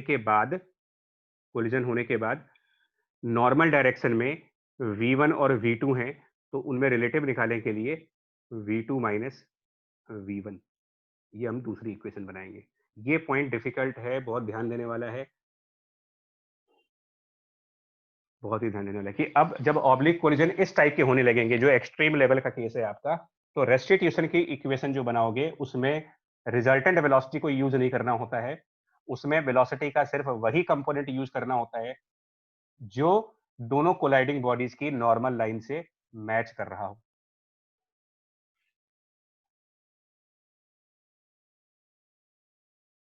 सर जी एक डाउट ये था कि सर हम मोमेंटम उस एक्सिस के अलोंग कंजर्व कराते हैं जहाँ पे फोर्स नहीं लग रहा होता है, एक्सटर्नल फोर्स। तो सर यहाँ पे जो आपने लाइन ऑफ इम्पैक्ट के अलोंग कराया है कंजर्व, तो सर यहाँ पे तो नॉर्मल का फोर्स लग रहा है। तो सिस्टम पे थोड़ी लग रहा है, क्योंकि नॉर्मल दोनों एक दूसरे पे लगाएंगे ना। इंटरनल फोर्स है इसीलिए नहीं हाँ, इंक्लूड किया है। बाहर से कोई कंजर्व फोर्स थोड़ी करते आ रहा है, बाहर से कोई फोर्स नहीं आ जी रहा। Sir, okay. हाँ, ये वर्किंग स्टेप के साथ मैंने इसको नोट्स बनाया है। ये नोट्स एज इट इज आप अपने पास कॉपी करें या इसका प्रिंट आउट लें, जो भी करें, लेकिन ये इंपॉर्टेंट है आपको कि न्यूमेरिकल करोगे तो आप थोड़ा सा ध्यान रखना, इसको रख करके करिएगा। अच्छा देखो, जो आपने तो पूछा है ना, वो यहाँ लिखा भी था, मैंने पहले ही लिखा हुआ है, the system of two disc is isolated from the surrounding, मतलब और कोई फोर्स नहीं है इनके ऊपर एक दूसरे पर लगाने के अलावा।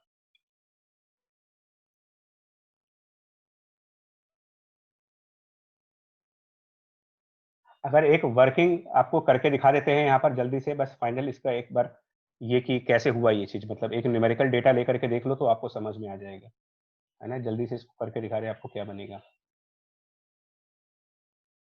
तो हम ये मान के चल रहे हैं, देखो सिचुएशन ये है कि जो ब्लू वाला ऑब्जेक्ट है उसकी वेलोसिटी हॉरिजॉन्टल है, ऐसे चल रहा है वो, थोड़ा सा बड़ा वेक्टर बना रहे जानबूझ करके फिगर को समझने के लिए। एंड सपोज करें ये 20 मीटर पर सेकंड से चल रहा है, न्यूमेरिकल वैल्यू लेते हैं। एक ऑब्जेक्ट मेरा m मास का है और दूसरा ऑब्जेक्ट मेरा 2m मास का है, और सेकंड वाला ऑब्जेक्ट, मतलब पहले वाले ऑब्जेक्ट की वेलोसिटी सेकंड वाले को जस्ट टच कर रही है, उसका डायरेक्शन सेकंड वाले के टेंजेंशियल है। मतलब ये जो 20 मीटर पर सेकंड है, it is along tangent to disc 2, मतलब डिस्क 2 को टच करता हुआ जा रहा है। ये डिस्क नंबर 2 ये है और डिस्क नंबर 1 यहाँ पर। सपोज कोफिशिएंट ऑफ रेस्टिट्यूशन की वैल्यू 3/4 है। तो इसकी वर्किंग करके देख लेते हैं एक बार कैसे होना है, इस क्वेश्चन को कैसे प्रोसीड करेंगे। पहला काम क्या करेंगे इसमें, है ना, फिगर एक्चुअली इसकी पहले से तैयारी नहीं थी, बट इस पर करके दिखा देते हैं आपको। पहला काम क्या करोगे, फर्स्ट स्टेप नॉर्मल बनाओ। शिवांश जी तुम सुधरोगे नहीं, पहले इसकी एक नॉर्मल लाइन बनाओ जो दोनों के सेंटर से पास हो, और एक टेंजेंट, नॉर्मल और टेंजेंट बनाओ, पहला काम। अभी जो पीछे स्टेप लिखाए गए थे उसके हिसाब से। और जो वेलोसिटी 20 है उसके कंपोनेंट बताओ क्या आएंगे। इस नॉर्मल लाइन की तरफ वेलोसिटी का कितना कंपोनेंट आएगा 20 को रिजॉल्व करने पर, और टेंजेंट की तरफ कितना कंपोनेंट आएगा। अब इसके लिए थोड़ी ज्योमेट्री का यूज करना होगा, तुम्हें थोड़ी सी ज्योमेट्री लगानी पड़ेगी कि जब आप दोनों के सेंटर्स को मिलाओगे, दोनों के सेंटर्स को मिला दो और सेकंड वाले की सेंटर को उस टेंजेंट से मिला दो आप, तो थोड़ी सी ज्योमेट्री भी लगानी पड़ेगी तुम्हें। इनके मासेस को हम बाहर कर देते हैं, m और 2m को बाहर कर देते हैं, इधर m इधर 2m इधर। तो जब आप सेंटर 1 और सेंटर 2 को मिलाओगे और ये आइडेंटिकल डिस्क है, तो C1 C2 की जो लेंथ होगी वो 2 टाइम्स ऑफ रेडियस हो जाएगी, डायमीटर हो जाएगी, 2r हो जाएगी, और C2 से टेंजेंट तक हमारा r डिस्टेंस होगा। तो ये एंगल थीटा कितना बनेगा यहाँ पर, सोचो ये एंगल थीटा लगाओ, साइन थीटा की वैल्यू क्या बन रही है, यहाँ पर आपको वर्क करना पड़ेगा 30 डिग्रीज। 30 डिग्री। तो अब थीटा 30 डिग्री हो गया। अब इसके हिसाब से रिजॉल्व करो, 45 एंगल नहीं बन रहा। अब रिजॉल्व करो, तो 20 को जब रिजॉल्व करेंगे तो 20 cos 30 यानी कि 10√3 इसका नॉर्मल के अलोंग है, और 20 sin 30 यानी कि 10 इसका टेंजेंट के अलोंग है। और दूसरे वाले के दोनों तरफ जीरो वेलोसिटी है, इसकी कहीं भी वेलोसिटी, इधर भी जीरो इधर भी जीरो, तो रेस्ट पे ही है, 0 0 है ये। एक m मास है और एक 2m मास है। अब कोलिजन के बाद क्या करेंगे ये लोग, तो कोलिजन के बाद इनकी जेड डायग्राम दिखाने में कि कोलिजन के बाद कौन किस तरफ चलेगा। तो थ्योरी आपकी क्या बताई गई है वो देखो ना, थ्योरी के हिसाब से कोलिजन के बाद फिर से आप नॉर्मल टेंजेंट, कुल मिलाकर के इसके अंदर वर्किंग जो आपको करनी है वो नॉर्मल और टेंजेंट के रिस्पेक्ट में करनी है। और कैसे करनी है वो देखो आप, जो नॉर्मल डायरेक्शन में वेलोसिटी होगी कोलिजन के बाद और जो टेंजेंट डायरेक्शन में वेलोसिटी होगी कोलिजन के बाद, वो अलग अलग कैलकुलेट करो। इसको भी अलग अलग कैलकुलेट करेंगे दोनों को। तो ये तो टेंजेंट की तरफ 0 था, 0 ही रहेगा, और ये टेंजेंट की तरफ 10 था तो 10 रहेगा। टेंजेंट वाली साइड जितनी पहले थी उतनी ही बाद में है, मतलब जो आपका सिचुएशन कोलिजन से पहले है वही सिचुएशन कोलिजन के बाद टेंजेंट की लाइन पे रखोगे आप।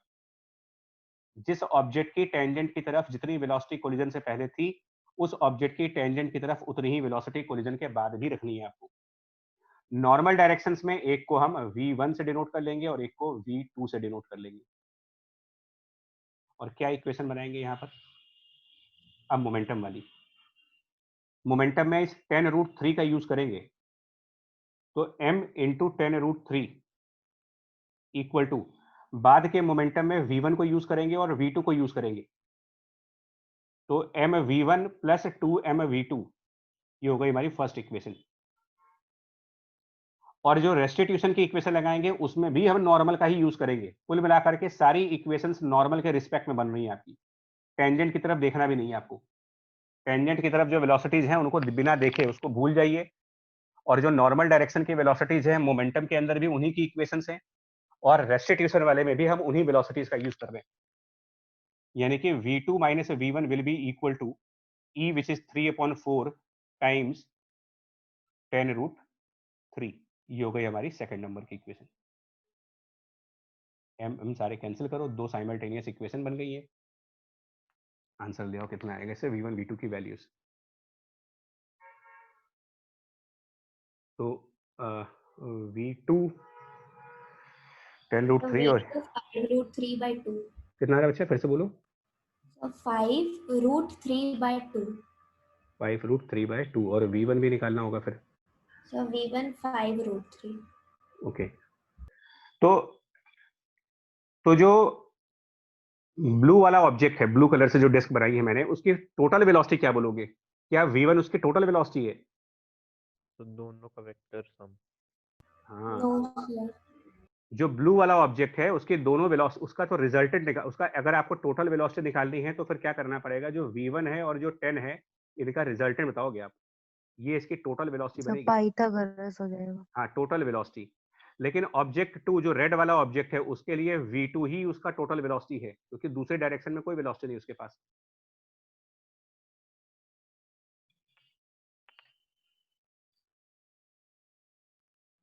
ठीक है बच्चा?